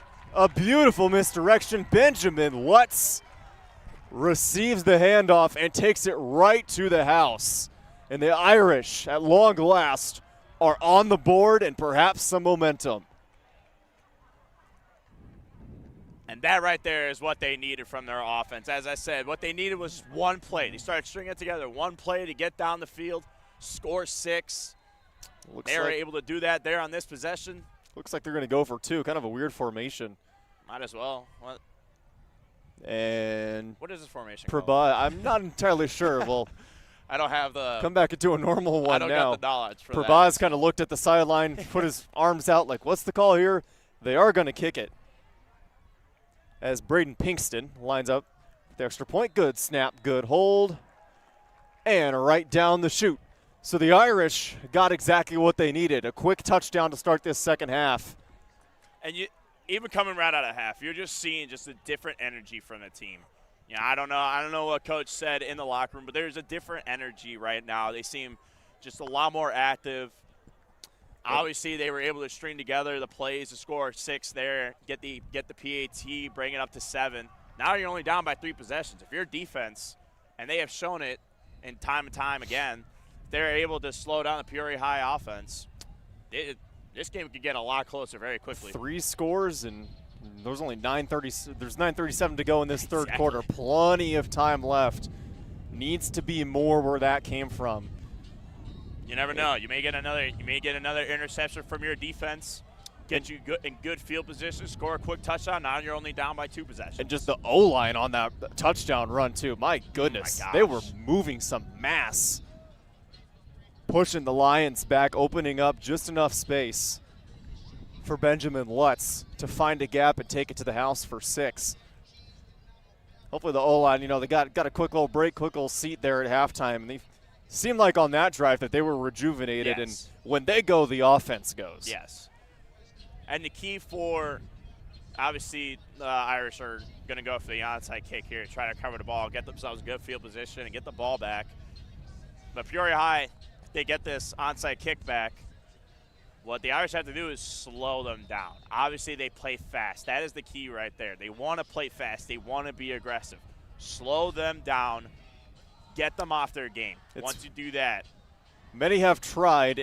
It's and hard. Very It's a few tough have task. succeeded to slow down this Peoria High offense. But if the Irish can do it on this possession, then they have full control of the momentum. As that was a really nice onside kick, but it is recovered by the Lions, who will take over offense right at the 50.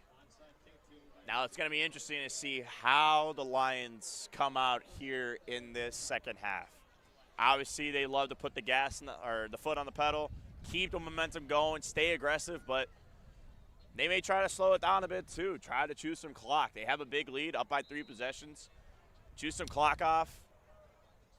Try to secure the win against a conference opponent like this. A lot of things that you could do. The clock is your friend. Yes. There's 9:37 to go in the third quarter, so I guess the clock isn't that much of a factor at this point, you would think. But No. Coach Montgomery knows what he's doing. Whatever they do, it won't surprise me. I stopped being surprised by Peoria High the day I started broadcasting games. Day one. They can do it all. This one's going to be a handoff to Pollard. And then he dances his way up the field for a couple of yards. About like a gain of 4 or 5 there. And called a pickup of 5, so cuts the down and distance needed in half.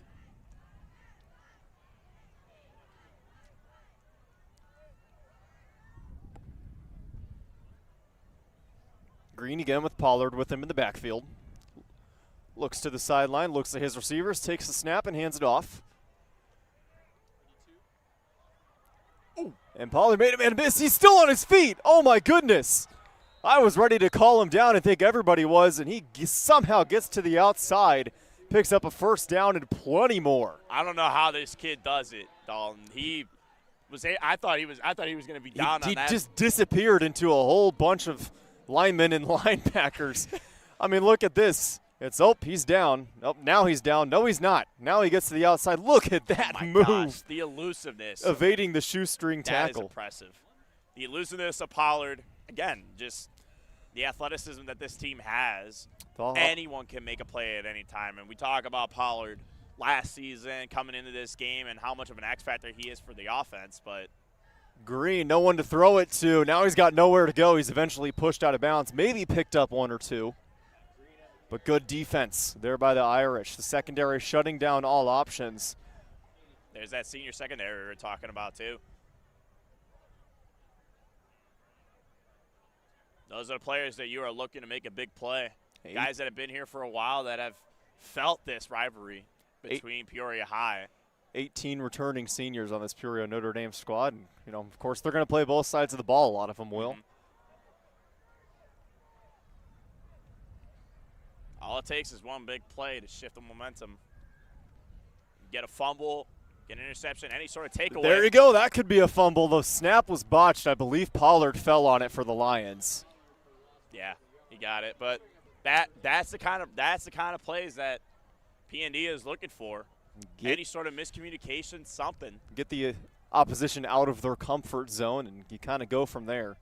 And right there, that's plays like that. That's Peoria High slowing down a bit. Maybe not as aggressive as they were in the first half. And a lot of that is, I would say, because they don't need to be, as we said. They're up 3 scores second half of the game. They do seem to be taking a little bit more time in between each plays, but strategy behind that, of course. P&D is ready to attack. Yeah, the hard count nearly got him to jump off sides. You got the linebackers, but not the linemen. And the play will be blown dead before the ball is snapped because we have a timeout, the first taken in this half by the Lions. Coach Montgomery saw something and some sort of miscommunication, I would assume. Or maybe he's just trying to give his guys a breather after that botched snap. Yeah, especially after a play like that when you've been rolling all game, almost to perfection. This game was, obviously I'm not going to say perfect because nobody's perfect, but of course, playing almost perfect football here in this game, and then you have a snap that's botched like that. Give your team a little bit of time just to settle down, relax, draw up a play that everyone's on the same page about, and then go from there. You have the weapons, you have the team to do it. And this has been a good drive here. Yes. This first drive of the second half for the Lions. They've marched right down the field. Just a little bit of a miscommunications. Certainly no need to panic. Not at all. Not at all. 3rd and 11 right now. We've seen it before. They could easily get a first down on this play right here, but we know they're going to go for it on 4th down as well, no matter how long the distance is. 3rd and 11. You would think they're going to the air, and they are. Green rolls left, now sets his feet, looks towards the end zone. He has a man. Did he hold on to it? He did. A touchdown, Lions. An unbelievable grab. And who else? Darion Mays.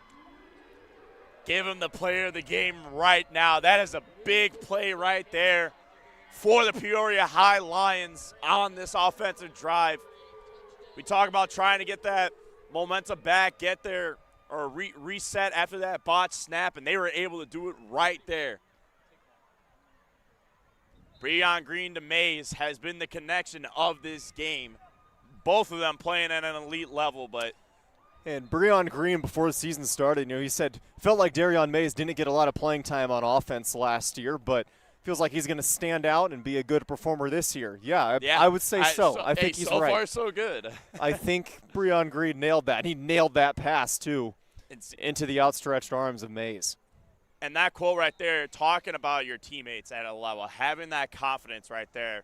We talk about just how he's grown into the position, but also as a leader, that these teammates can rely on him to trust them, That is important going into each and every single game and going forward into this season for Peoria High. We're only on week 2, but we're seeing some great things from them. If they're able to continue this throughout the whole season, I see them making a good playoff run, making it pretty far.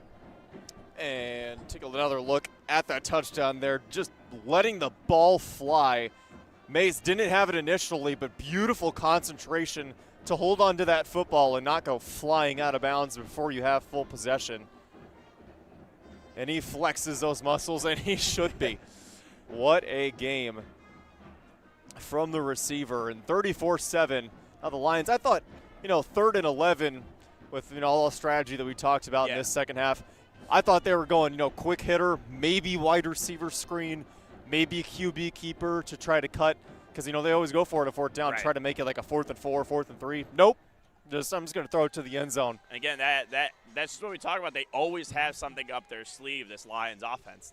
Always have something. You never know what they're going to do, and that's what makes them so successful is being able to throw any play at any time. It doesn't matter what the situation is. You could be up big, you could be down big, but having any play that you have trust in your receivers, in your quarterback, and your whole team to make it. 34-7 is your score, and another onside kick, and that play's below dead. Some more laundry on the field right now. Let's see what the call is. Referees have to talk about this one as well.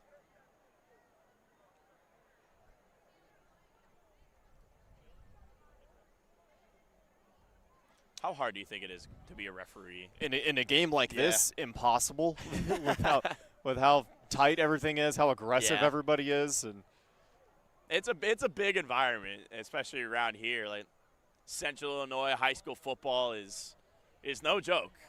one goes on Peoria High, I believe, so we will repeat the process, just push them back.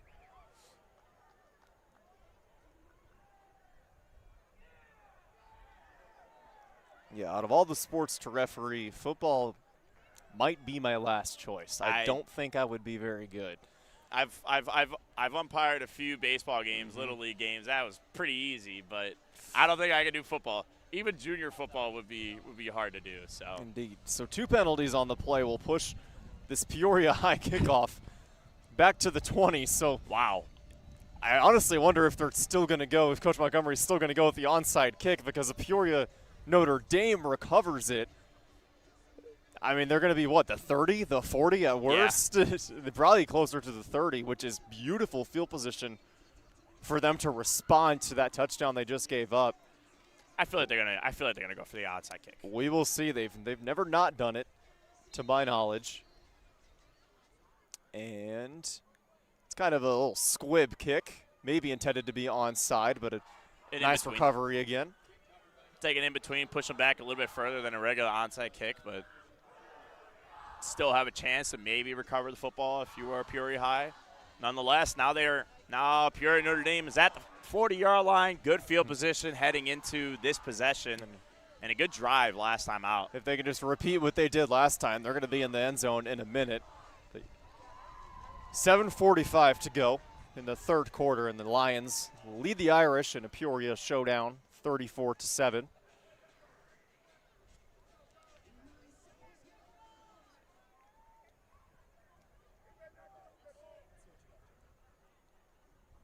And back to that wing tee go the PND Irish. This one a handoff to Harder. He evades a man. Can anybody catch him this time? Same result as last time. Touchdown Irish. One play. Dallas Harder. Just keep giving the kid the rock. Nothing bad ever happens when you do, apparently. And a beautiful response to that touchdown for Peoria Notre Dame. Give it to Harder, who has been just incredible this game. Already a touchdown, scored a second one there. Now you have a chance if you want to go for two. Looks like they're going to go for the kick instead, but great response there. That's what you need from your offense. Yeah, you talk about responding quickly. Well, it doesn't get any quicker than that. One play. One play, one run. It's what they've been doing all game, and the Lions have struggled to contain it. So whatever adjustment Coach Armstrong made in the halftime locker room seems to be working from the offensive standpoint. They do go for two, and, of course, Dallas Harder. There he is again. Is into the end zone trying to get his team fired up, and they love it. As he should be. He should be excited, and his whole team should be just ecstatic for what he just did there on that drive. Trying to get the energy up. Keep the momentum on their side. That's what you need. They're back within 20. It's 34-15 is now your score. Now comes the real challenge. Trying to slow down this Peoria High offense led by Breon Green. It's a tough challenge. It's going to be up to Peoria Notre Dame if they want to rise up to the challenge and be able to stop them, slow them down as much as they can. And all those weapons in the backfield, you can kind of be a different guy doing a bulk of the ball carrying in terms of running backs and fullbacks for the Irish. Last week it was Damari Marizetz, who had 50 yards on 10 carries, and pretty much, most of that sign line is ready to go in there and take a handoff. But today it's the Dallas Harder show, and we'll see if they keep going to him. Are the Lions going to try to make an adjustment? I don't really know what else you can do. They're packing the box as tight as you're legally allowed to. You can't really make an adjustment when they just have a great run like that, able to work around the defense, find a hole where there is one. Just making a miss. That's what it comes down to, and we saw that in the past two drives for Peoria Notre Dame. Pinkston lines up again. starting to wonder if we'll ever get a normal kick in this game. I'm starting to lean no. I'd put money on no. And that one's closer to normal. Another squib, and it's going to go out of bounds onto the Irish sidelines, which will, of course, be a flag, kick out of bounds. I probably would have lost money on that one. I would count that as a normal kick. So. Fair enough, my friend. There hasn't been much normal about this game because there's a abnormal amount of talent out there, and the Lions have gotten the better of the Irish thus far, but there's still time. 7:35 to go in our third quarter. This, of course, I mean, it sounds elementary, but this is where the Irish are going to claw back into the game. It has to be on the defensive side, and it's not easy, of course, because we talked about Lions offense all broadcast. It's not easy, but you have to string together a couple of stops here just to give your offense a chance. And that has to be the message on the sidelines right now, I would believe.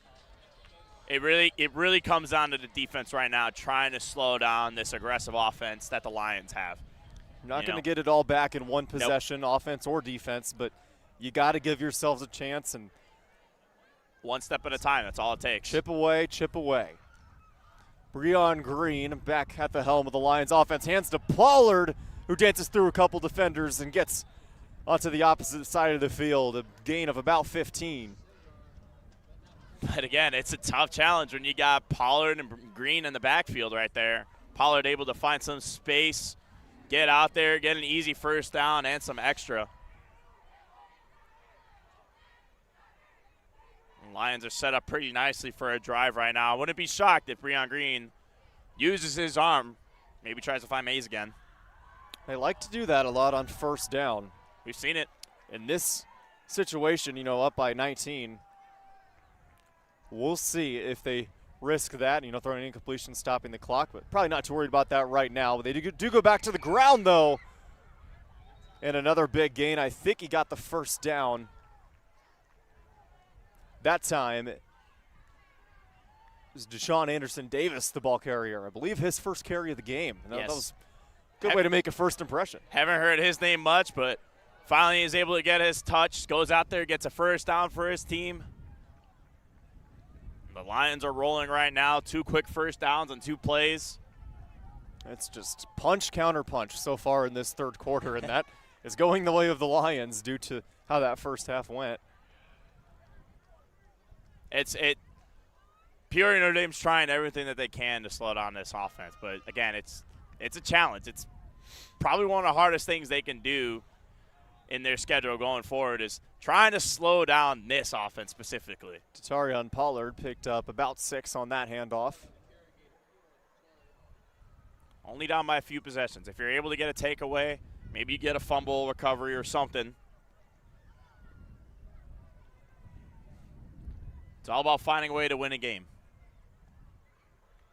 And called a gain of 4 on that previous play, so 2nd and 6, and all of the P&D offense collectively take a look at their wristbands to see what the call is. How are they going to play the rest of this third quarter, the rest of this game? It's another handoff to Pollard. And he runs into a couple white jerseys, not down yet. Forward progress stopped, though. So the play is blown dead. Big Brady Mullins, talked about him on the offensive line, but he's having a real nice game on the defensive line. And that's 6'2", 285, Brady Mullins. Oh, my gosh. If I'm a running back and I get the football, I want to run away from that guy. I would not want to attack him at all. Both of them. I mean, just look at the size that they have, both of these lines. We haven't even talked about on Peoria's side, I believe it's their left guard, Jaquarius Green. Yes, dude. He's the biggest one out of all of them, definitely the strongest. 6'3", about 375. That one swung out wide. Now getting to the outside. It's Kyron Woodard. His first reception. He takes it to the house.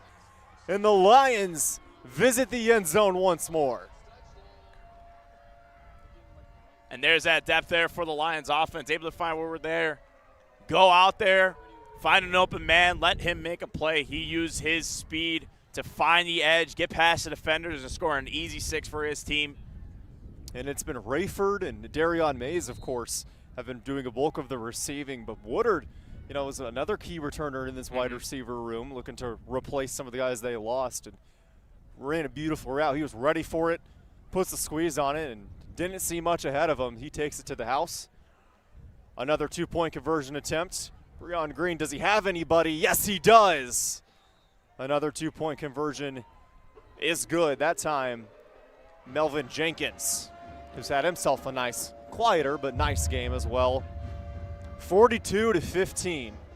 Can we just take a moment right there to look at Breon Green rolling out to his left and still able to throw a dot to his receiver to get that 2-point conversion? That's not an easy throw for any quarterback to make, even on the NFL level. But for a high schooler to roll out to his left like that and do that, that's impressive. I think I understand why they pass it basically every single time that they're going for 2-point conversions, because you just roll him out and he's going to make the right decision. Let's take another look at that touchdown there. Woodard just cuts to the outside. That's pure speed. It is. And you can't teach, you can't teach speed. You can't. He puts his head down, turns on the Jets, and the white jerseys had no chance. 4:49 now to go in our third quarter. Irish have been making some noise here in this one, scoring 2 touchdowns and 2 possessions, but Peoria High is answering back with big touchdowns of their own as well, not allowing them to claw back into this one. It's just back and forth and back and forth.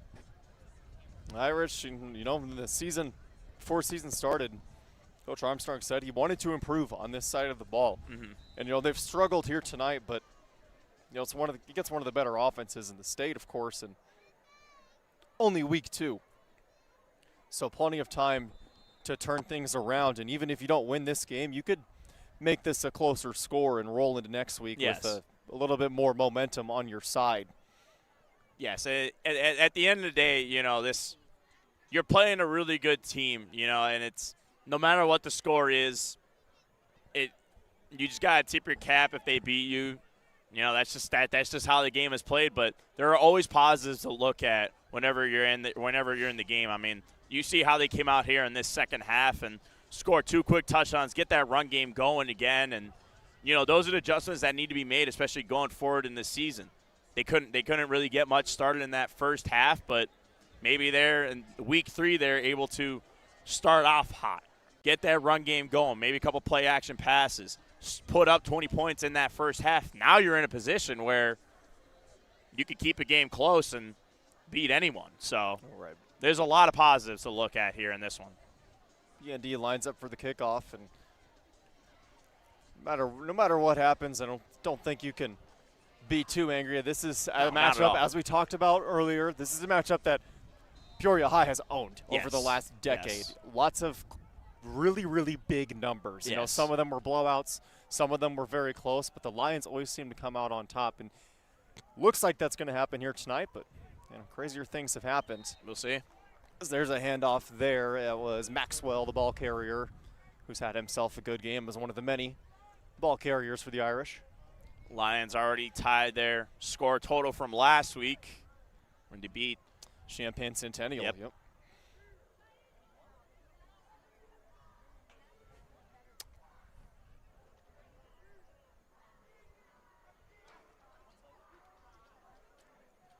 Yeah, 4:15 now to go in our third quarter. There's a handoff there. Dallas Harder. That time he's tripped up. I'll bring it to third and never mind, first down. Wow, I did not think he got there. We don't have the best angle at it, of course, but he did, in fact, get there. The refs got a better angle than we do. Yes, so they do. I'll trust their judgment more than mine.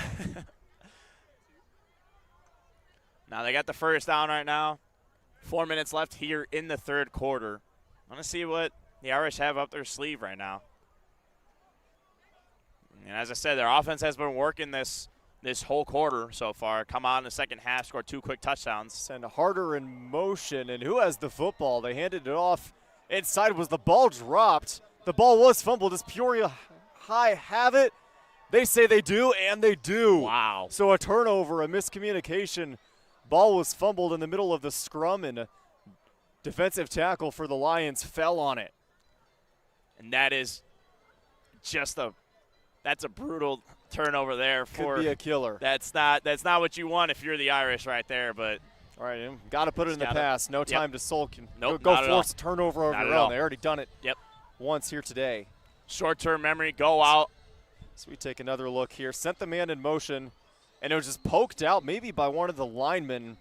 And by the time anybody could realize the ball was on the turf, it was recovered by Judah Robertson. And that's the thing about the formations that you don't really look at when you're watching the game, but when you're on the field, it's all about timing. Everything is about timing. All these guys are lined up basically like a shotgun that's loaded.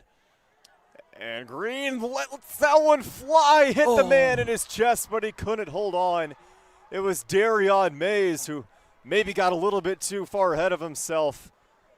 Breon Green threw that ball very, very far. Maybe just a slight bit underthrown, but thrown against the wind here at Peoria Stadium. That is a good toss there from Green. I mean, a little underthrown. It was in Mays. Mays had to come back to try and catch that one, but, could not corral it. One of the very, very few times that connection has not worked here tonight. 2nd and 10 now. Clock stopped at 3:37. And Green swings out left. That one thrown wide, nearly picked off by Maxwell. It was Jalen Rayford, the intended receiver. So now 3rd and 10, and you got to think they're taking another shot. I think so. I mean, you've already taken 2 shots in a row.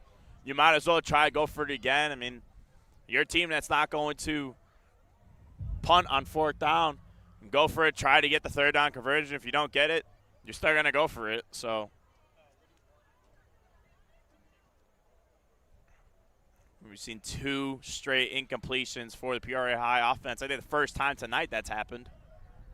This one kept there by Green, who gets to the outside. We have a late flag, possible holding.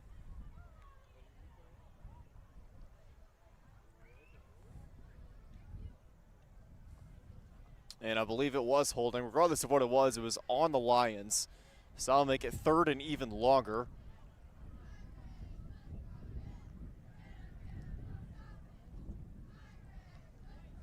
Even after that fumble for the Irish on the previous drive, they come out here on this one, slowing down the Peoria High offense. Yeah, I mean, 3rd and long. A couple incompletions, stop the clock, and now a flag on the Lions. It's 3rd and long. They got him where they want him. This is about all they can hope for right now. Now what they would love is force Breon Green into throwing something that he doesn't want to, and force an interception. But get the pressure on the Green.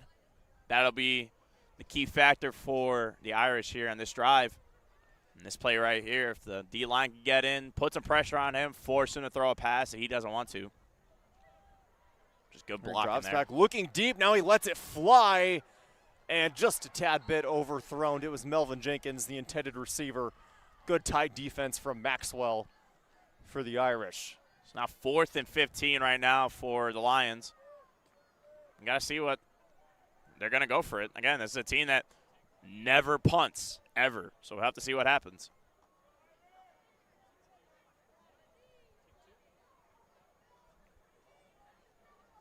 It's like Green staying out there, looking towards the sideline. Got Pollard with him.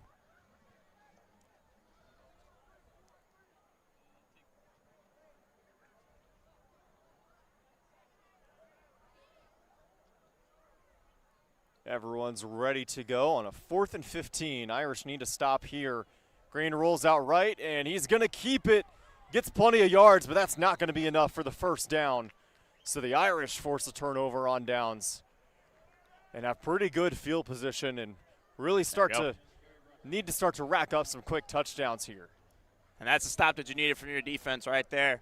Yeah, there was a couple of incomplete passes that maybe should have been made for the Lions offense, but nonetheless, you got the stop. There's a little bit of a breath of fresh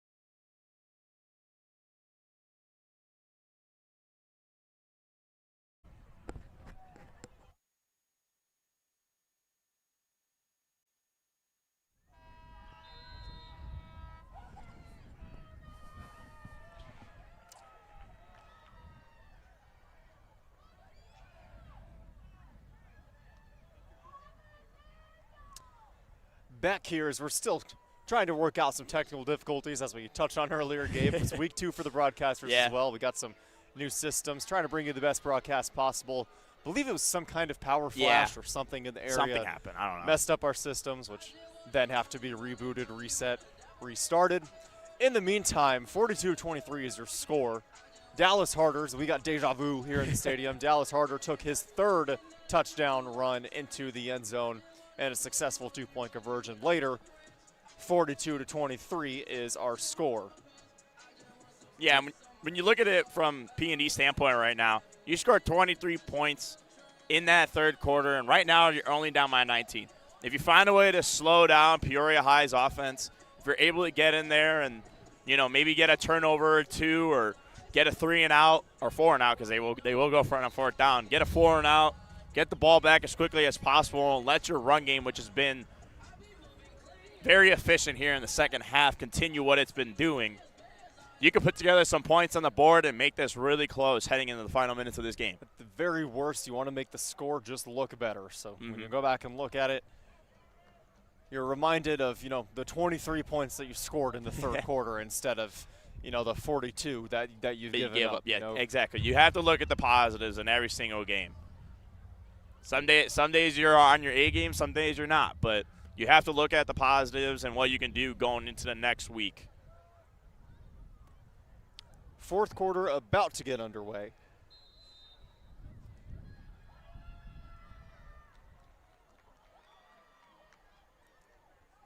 Fake handoff. Green's got a man wide open along the sideline. And he trucks the man, stays on his feet. Can anybody push him out of bounds? No. Touchdown, Lions. Holy smokes. My mouth is on the floor right now. I was not ready for him to truck him just like that, but bullying his way through the defense and finding the end zone is Jalen Rayford. Jalen Rayford, where did that come from? I don't know. Is that allowed? Can he do that? My goodness. Apparently. He was about to just get tugged out of bounds. He said, nope, I'm putting my head down right through the defender's chest. You could put a wall in front of him, and he was going to run through that one. Nothing was stopping him once he got the wheels going. Green jukes back inside. He's back into the end zone for another successful 2-point conversion. And the Lions are feeling good. Now have hit the half-century mark. And that right there is a big possession, because you went in your last drive against the PND defense and couldn't really get much going, a couple incomplete passes, not much going for you, and you give up good field position, which ended up leading to a PND score. But now you're able to put that there, a big play like that, get 6, get your 2-point conversion. Now you're on a good pace right now to get the ball back pretty quickly with a few minutes left in the 4th quarter and just wind the clock down. And now, 7 quarters, and we're starting our 8th quarter of the season for Peoria High. They have 92 points on the season. Wow. If my math serves me correctly. It is 42 points last week against Champaign Centennial, and now 50 with 11:49 to go in this game. That took 11 seconds for them to score that touchdown. Picking up right where they left off. Even dating back to last season, they had 2 52-point performances in their 2 victorious games in the playoffs. Eventually ran into juggernaut Joliet Catholic Academy, who ended up finishing runner-up in state, which coincidentally both these teams were eliminated in last year's playoffs by the team that went on to get 2nd place. Yep. So a better performance it just shows how good both these teams are, honestly. Losing to both teams that were runner-up is crazy. And both these teams, they remember that. They remember the pain of losing to those teams, even though, yes, they're 2 of the best teams, anywhere around Illinois. They remember that, and they want to win a couple more games in the regular season to set them up. It leaves a chip on your shoulder. Yes. When you lose a big game like that, or if you lose a game against a rival opponent, it leaves a chip on your shoulder going into the next season, and you just want to do better, get over that hump, work better, not just individually, but as a team to get over that hump and be the best that you can be. Lots of returners on both sides. Lots of guys that remember exactly what it feels like to be eliminated from the playoffs. And both these teams, despite what you see here today, but both these teams are bound for another playoff Yes. run. I'm very confident in it, saying too. that. But they want to get back there, and they want to do way more damage. Because P&D shocked the #1 team in Class 4A last year. That play is blown up. But as we talked about earlier, they shocked the #1 team in all of 4A. I think if you do that, you can do anything, especially with 18 returning players. Yeah, 18 guys that have been together for the longest time, that worked together last year or the past few years, that come back and are willing to go at it for one more year and try to go out and, win it all. Having that seniority, having those veterans on the team that have played for this team for so long is crucial for your team going forward. And another run up the middle for a gain of about 7. Maybe a little shorter. P&D, I would expect them. They might take a deep shot down the field or two, but probably lots more handoffs trying to get everybody a couple touches. Yeah. You share the love a bit, go out and, as you said, they got a lot of depth at the running back position, so a lot of different guys get touches, and they each know their role when it comes to it.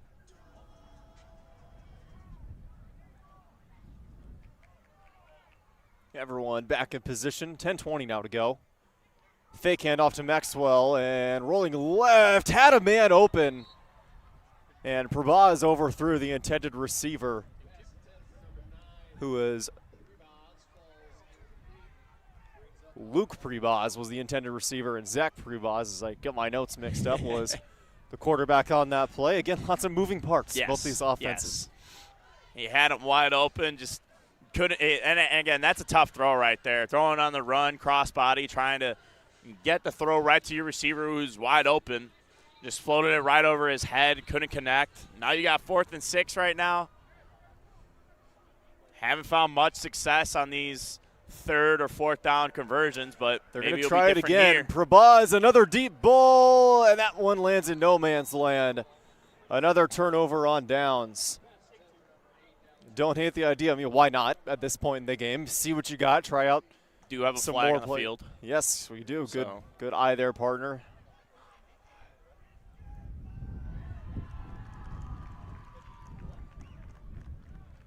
See what the call is on.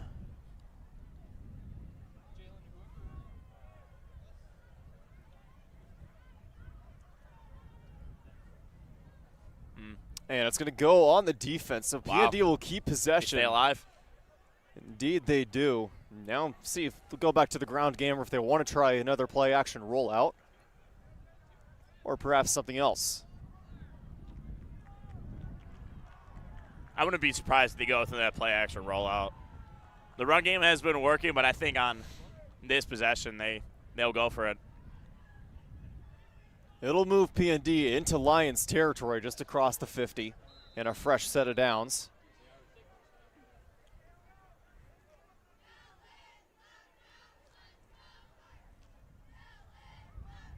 Maxwell in the backfield again. They're going to hand it off Dallas Harder, I believe that is. He gets another nice gain. The 6'2", 205-pound junior. So, obviously looking way ahead, but Harder is a guy that will come back next year presumably and be a huge key. I mean, we've already seen him in this game against a really good defense at Peoria High, scoring 3 touchdowns on them. A couple of big runs that he's had, too, to score those touchdowns, able to use his speed to find open lanes, get down the field as fast as he can, beat the defenders, and score 6 for your team. I can't imagine what he's going to be doing next year. Rolling out his Prabhaz, who now has a man open, missed it again. Threw it just behind his intended receiver again. And Luke Prabhaz again was the intended receiver. And that's what I'm saying also, like, the play action passes is such a good play call when you're a team that runs the ball a lot. But you also have to connect on that as well. When you have those plays, if you're able to connect on them, that's those big yardage plays that you're going to get. And then you have the occasional run that is able to break open for big yards or potentially a touchdown as well. It's all about that play action being set up. And if they are able to connect on that, they're going to be a big force in this season going forward. This one, just a quick handoff up the middle. I needed 1 yard. I don't think he got it. That was very close. Regardless, I think 4 down territory. I don't know why you wouldn't be. And he got pushed forward, but not forward enough. It'll stay 4th and 1. So 50-23 is our score right now. 92 points for Peoria High in the past 2 games. If they score again, they'll be in triple digits in 2 games. It's what they do. It never fails to fascinate me. It's impressive. Back to Harder, who goes up the middle. He found a hole, got plenty for a first down, and is taken down right at the 25. And there's Harder again, as we said, only a junior, so next year when he's a senior, another year stronger, another year under his belt where he's that leader for the team, where he's the one that the young kids are going to be looking up to, freshmen, sophomores, even juniors, going to be looking up to him and see what he's doing, all the hard work he's put in. That's going to be a special player for this PND offense. One thing I really like about PND's running back room, they're all just a little bit different. Some are more focused on speed, some are more focused on power, some are a perfect combination of both, just like Harder right on cue. Some are big, some are small, some go out to block, some don't.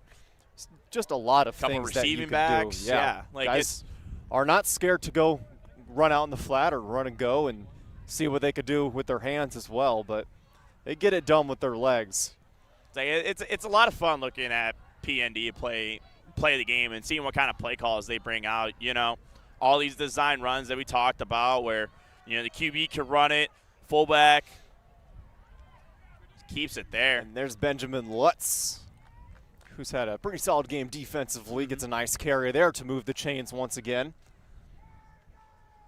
Like, all in all, it's just a fun team to watch. It really is. Both these teams in completely different ways. It is, but yes. Both these teams are entertaining to watch. And run and gun offense for Peoria High, getting those big plays where they just take a shot downfield for 30, 40 yards and score a touchdown.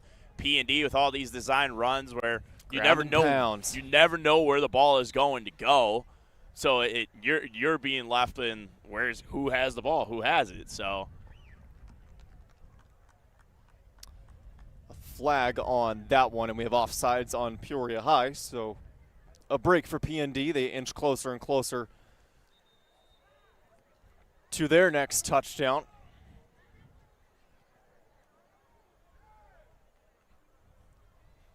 PND getting 6 on the board right now. Hey, you never know. Again, doing those onside kicks, you never know. One of them that could slip through the hands, and you're able to get possession back in good field position, score another touchdown. And after that offsides call, I called an unsportsmanlike conduct, which means, yes, as the referee's got the pigskin in his hands, believe they got to go even closer. So 2 penalties on the play, one of them a personal foul on Peoria High. With 7 minutes to go, PND could punch at least one more into the end zone.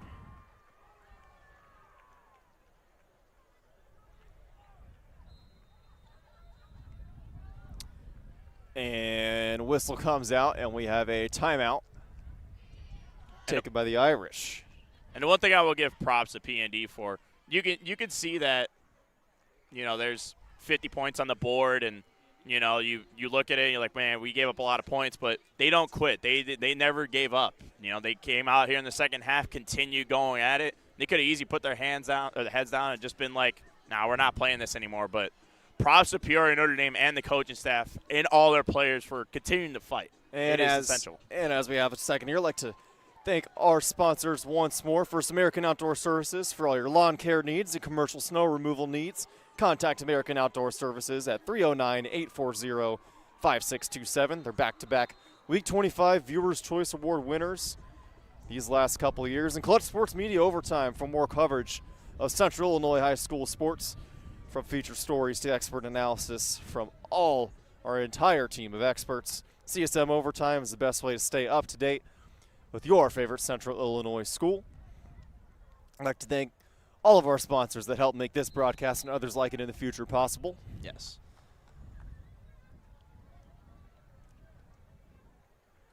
P&D back in action and faked out the entire defense.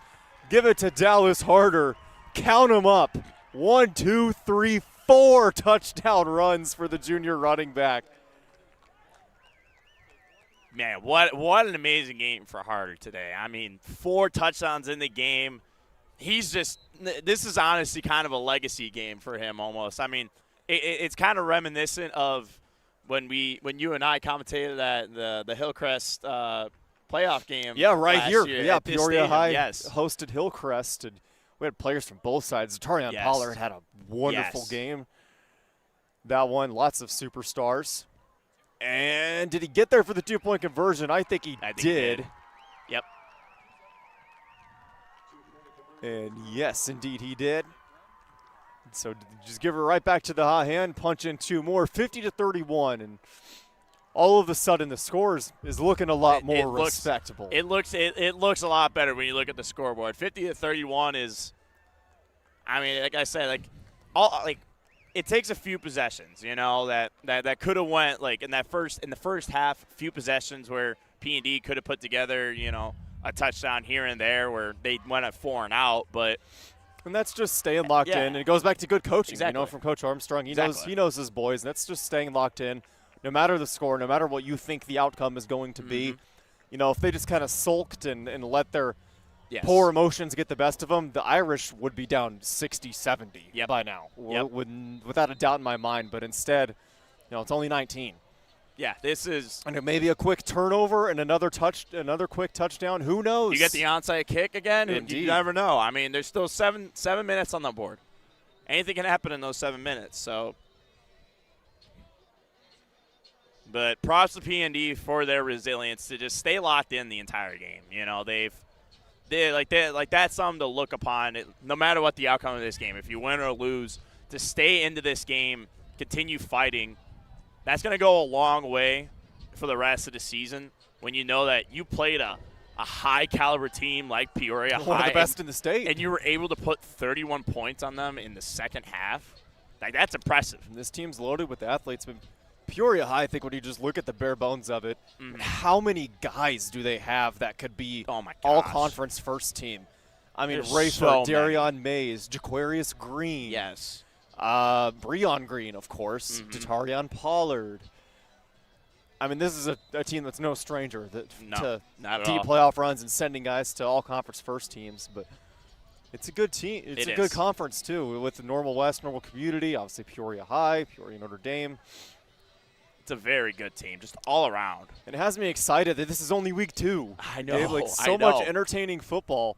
That's a really good onside kick, but a good recovery by the Lions. Yeah, week 2, and we already have a game that is this high score. 81 points in this game alone is. Just looking at other scores in the area, the wheels start to turn in your head, and you're like, I wonder what it'll be like when this team plays this never team. know. Because they all play each other in the same conference and in high school football. Yeah, and you never know what's going to happen. You never know how many points are going to be scored. You never know who's going to win the game. It's at any point, and that's what I love just about these games as well is it's very unpredictable. You never know what's going to happen.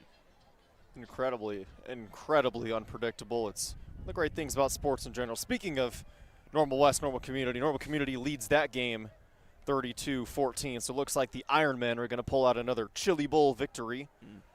Metamora up 10 in the fourth quarter over the LaSalle Peru Cavaliers. As that one is run up the middle for a gain of about 7. Tri-Valley up 2 scores on Leroy. And Washington Panthers, I don't know when the last time this is refreshed, but 21-14 is still the score. Washington Panthers over Triad. That says it's in the third quarter. Couple real close games for Washington. Yes. Talk about preparing yourself for conference play. Yeah. It's like last week, score 13-12 against Niles Notre Dame. That was a really close but fun game to look at. Another inter-city matchup, Peoria Richwoods versus Peoria Manual. Richwoods leads that one 21-8. You were here for Manual's game last week where they took on Normal U High. Yep. That was a fun game to watch. I mean, Another very high scoring Yeah. one. You see those quite a bit in this They do. conference. It happens a good amount. Dunlap is up 29-3 over Rock Island. And Morton having their way with Marion up 25-0. Wow. Pekin hasn't got their offense going yet, down 19-0 to Belleville East, the Lancers. Belleville East. Here we got 6 minutes to go, 50-31. Peoria High Lions have the lead, looking to maybe punch it in one more time. That ball is dropped, and Breon Green smartly falls on it. That could have been a lot worse if you tried to pick that football up. And that would have been just a great break if P&D was able to get the ball, recover that, quick, fumble, recovery, turnover, and maybe get a quick touch on it. And now you're looking at about a 37-38 ball game. Or, I'm sorry, excuse me, like a 37 points for you in this half. And, it makes it a lot closer when you're down by 13-14.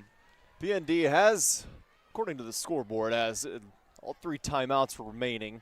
So interesting if they elect to use them or not, but Peoria High is not going to be in any hurry. The rest of this game, as Green fooled everybody, he kept the football. He is not going to pick up much yardage. I did not think he had the ball. He got everybody to bite, faking that handoff to Datarion Ballard. That was an impressive play right there. I did not know where the ball was, to be honest. Couple incredibly strange plays here on this drive. 3rd and long, however, for Peoria High.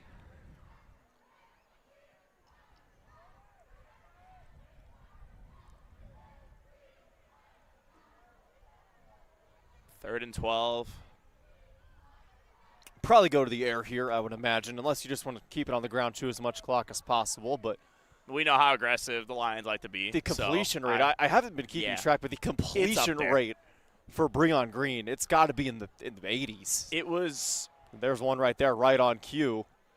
And a little bit of space there for the receiver. That's Melvin Jenkins. Had himself a nice game. It was that one drive where they had like 3 incomplete passes. That's probably maybe other than one. Maybe then other than one other, they've completed every single pass that they have thrown in the air. And to the receiver's credit as well for getting open. I can remember like maybe only one play where I thought to myself, he probably should have caught that. That happens one time in a game where you score 50 points at the high school level. Yeah, that bodes well going forward for Coach Montgomery and his boys. Like this whole team just in general is just so stacked. Like they're so talented. They know how to work together. The chemistry is there. They know their roles on what to do. Rolling left now is Green. He's got space to run, and he chooses to do just that. Bounces to the outside, slips past a defender, and gets inside the 10. And a lot of credit goes to the offensive line of the Lions as well. I mean, they're big, strong, experienced, all of the above, but they have really given Breon Green a lot of space and a lot of time to make those right decisions. These deep plays, these deep passes, that doesn't happen if you don't have an offensive line that's there to protect. The offensive line is the unsung hero of the game that not a lot of people talk about, to be honest. You see the quarterback making insane throws. You see the receivers making great catches there on the field. But at the end of the day, that would not happen without a good offensive line. Having a good O-line to protect your quarterback and give him the time needed to make the right reads, make the right plays, and throw it down the field, that's where it all starts. That's where it stems. Big props. Jaquarius Green, Lamont Washington. I mean, go down the line. Kamari Jackson, everybody has stepped up in a huge way on that O-line. You can't have a well-oiled machine without a good offensive line. No, you cannot. No, you cannot.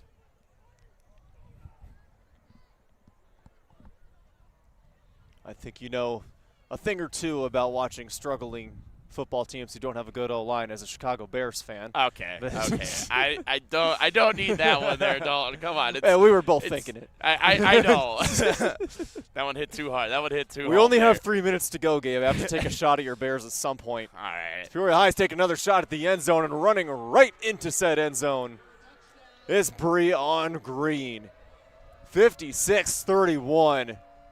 The onslaught continues. I don't even want to talk about your Colts now. Yeah, neither do I, to be honest. Let's stick here. Let's stick Peoria High. This is entertaining football exactly, right exactly. Here. Yeah, the other games we watch in the NFL probably not as entertaining as this, to be honest. Green's into the end zone again, and he lines up for another 2-point conversion. I would assume he would roll right. Instead, he stays in the pocket, fires a bullet over the middle. Was it caught? Wow. Yes, it was. That was a dart there. Just a nice, pure, simple slant pitch and catch. Works like a charm. Just out of the defender's reach, too. Perfect pass there from Breon Green. Now it is 58-31. Peoria High now reached the triple-digit mark on points scored this season within their first 2 games. Absolutely impressive. And one more time, let's take a look at, or take a moment to thank all of our sponsors. First, American Outdoor Services for all your lawn care needs and commercial snow removal needs. Contact American Outdoor Services at 309-840-5627. They're back-to-back Week 25 Viewers' Choice Award winners these last couple years. And Clutch Sports Media Overtime. It's the place to be for all of your Central Illinois sporting needs, stories, video broadcasts, exclusive pictures, exclusive interviews, everything under the sun. We have it. Yes, we do. Been working quite a bit to give you all of Central Illinois' best sights and sounds from all of the biggest games. An honor it has been to put together all that work this summer, and now we're here. We're actually broadcasting games. Could not be happier. Like there's a lot of work that goes behind the scenes, when we're not broadcasting, writing and a lot of interviews, trying to understand where each team's social mindset media is at. Before each and every single season. It's impressive, and the staff we have does an incredible job with that. In years past for our season previews, we have only done, for the fall, we've only done football, but this year we've kicked it up a notch doing football, boys soccer, and volleyball for every school in our coverage area. Writing a detailed preview on them. Highly recommend you go check that out on Clutch Sports Media Overtime. As this kick is returned by Maxwell. Made a man miss. Goes diving into the Irish sideline.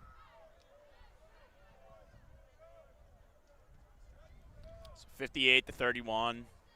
P&D now has the ball. At this point, you got a touchdown and an extra point. You're within 20. And the way some of this game has gone, I think you take that. Obviously, it's not where you want to be. You never want to be on the losing end of things. But week 2 against one of the better opponents in the state, there are quite a few things that P&D could take with them into the future. With some favorable games on their schedule still remaining, of course. And it's all about getting hot early on, I would say, for them. The first quarter they struggled to find the end zone, get something going. But this second half, they have shown immense resilience and, going out there and scoring quick touchdowns, doing what they need to do. McGavin back in at quarterback, throws an absolute dot. Luke Prebaz, the receiver, right at the 30. Maybe one of the biggest gains of the day, certainly the biggest one in the air for PND. And I will say that play-action pass is going to be crucial for them going forward into this season. If they're able to connect on that with the run game they have shown time and time again that can be very effective, especially against a good team like Peoria High.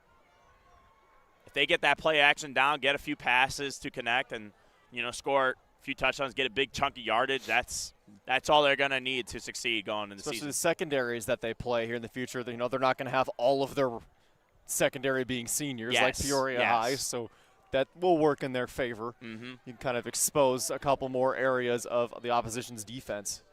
But there's a lot to hold your head up high about if you're a P&D going into the coming weeks. Indeed. This may be a loss in the book, but at the end of the day, this wasn't a bad game. The score isn't going to tell the whole story of the game. And so often that is across these parts. And you get some lopsided scores, you get high-scoring games, and they're incredibly entertaining. But really, unless you're really paying attention to the nitty-gritty, a lot of the times you just don't get the big picture. It's part of it, as there is Dallas Harder. And the ball comes out, And Peoria High's got it. Sprinting down the sidelines, and it was Demarion Zapata in there to scoop it up. Wow. PND didn't seem to notice that the ball was on the ground at first, and by the time they did, it was too late. It was just the way they threw harder on the ground there. It was a tough tackle and lost control of it. You know, the ball trickled away. Thought it was going to go out of bounds for a second, but Peoria High able to scoop it up. Now, 2 minutes left in the game. Couple runs, maybe a kneel, and that should do it. Yeah. Do you think that they're going to try going for one more touchdown? Yeah, I would be surprised. Get a little bit of a statement. Don't think so, okay. but we'll see. You know, you never know. Maybe if they were in, you know, PND's territory, yeah. maybe you think about taking a shot. But no, I think a couple handoffs to Pollard, or looks like couple rather QB that's design runs or Deshaun something. Anderson Davis is back there as well. Yeah, design QB keepers. Yep. Don't need to take any unnecessary contact. No. Just go down, chew the rest of this clock, and that's going to be another victory for your Peoria Lions.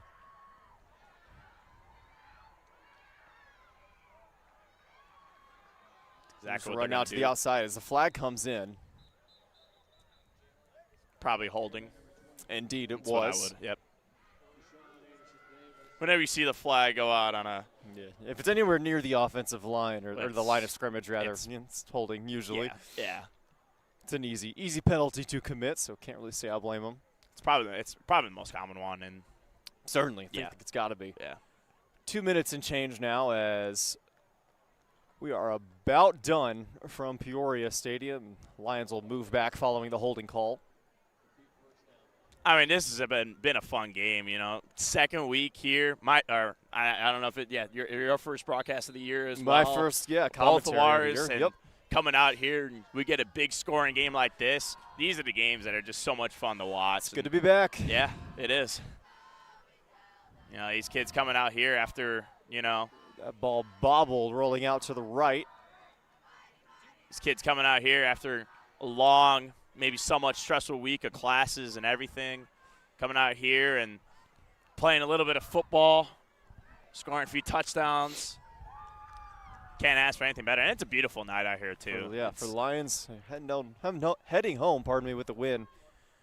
As number 18, that is Demarion Taylor, has checked in at quarterback. The 5'11 sophomore, and potentially Breon Green's replacement next year. We will see. Good throw there. Out wide, and receiver makes the man miss, makes another miss, eventually is swarmed by the Irish. And it's getting those reps here for the sophomore. You know, he's you know, Breon Green has said it's not going to be here for forever. Right. He's laid the groundwork for number 18. You see him right there, Demarion Taylor. Probably a lot of options for Coach Montgomery to go with as the next quarterback, the next runner of the offense. But being able to get him a few reps out here, even if it's like a snap or two, is going to be crucial to his development. You know, being under the wings of Breon Green, that's one of the best role models you can get here. Exactly. Playing under him and doing that. So he hands it off here to Deshaun Anderson Davis, who scampers close to the first down marker. Not sure if he got it. In the long run, it won't matter. And 23 seconds left on our clock.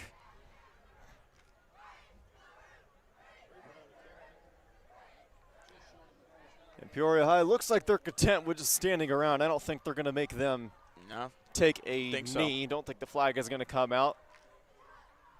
Clock down to 3, 2, and 1. Peoria High Lions, an unbelievably impressive showing yet again. They improve to 2-0, and PND down to 0-2, but a great football game, a great high school football game. This is just entertainment. You know, it's what everybody wants to see. There are things that both sides can improve on. You know, we can start with Peoria Notre Dame here, Gabe. No points in that first half.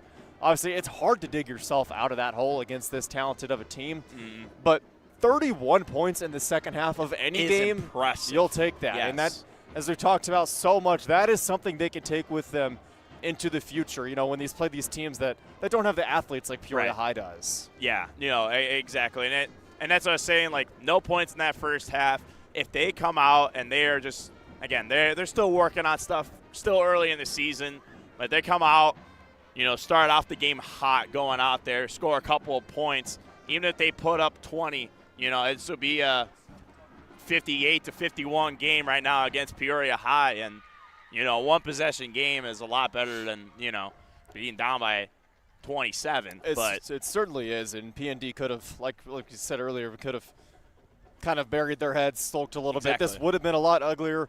They didn't do that. That is commendable at this level of high school football. And let's talk Peoria High. I mean, just a dream start for the Lions, isn't it? Everything seems to be clicking, and it takes some teams a while to get things going. It does. To get everybody on the same page. These guys, I mean, obviously they played together for so long. They're so experienced. They have hit the ground running in a massive way, and now they're 2-0 all of a sudden. You're looking up at a lot more winnable games in the future, and this is shaping up to be a potentially very special season for the Lions. I have a lot of faith in the Lions going forward here in the coming few games. So far this season, the first 2 games, outscoring their opponents 100-31. That offense is clicking, and their defense is also one that we should talk about. That they are just going to be a force every single game, and that's what their coach talked about was being aggressive, playing fast, playing faster every single game and every single possession. And I think that's where a lot of their success is. They don't let up. They don't let up. They never quit either. Very, very excited to see the future for both of these teams. And before we wrap things up here from Peoria Stadium, final thoughts, Gabe. Obviously, it's great to be back. We just saw a good football game. What do we say we do it again soon? Dude, I'm so about it. I love calling with you. It's so much fun. Absolutely. Yes. Always a pleasure, my friend. And for our entire crew here at Peoria Stadium, Patrice Cusick, Jalen Harris, our camera operators, producer Sydney Barnes, and director Josh Messenger. He's Gabriel Holoka. I'm Dalton Carmine saying so long, and join us again next Friday on Clutch Sports Media.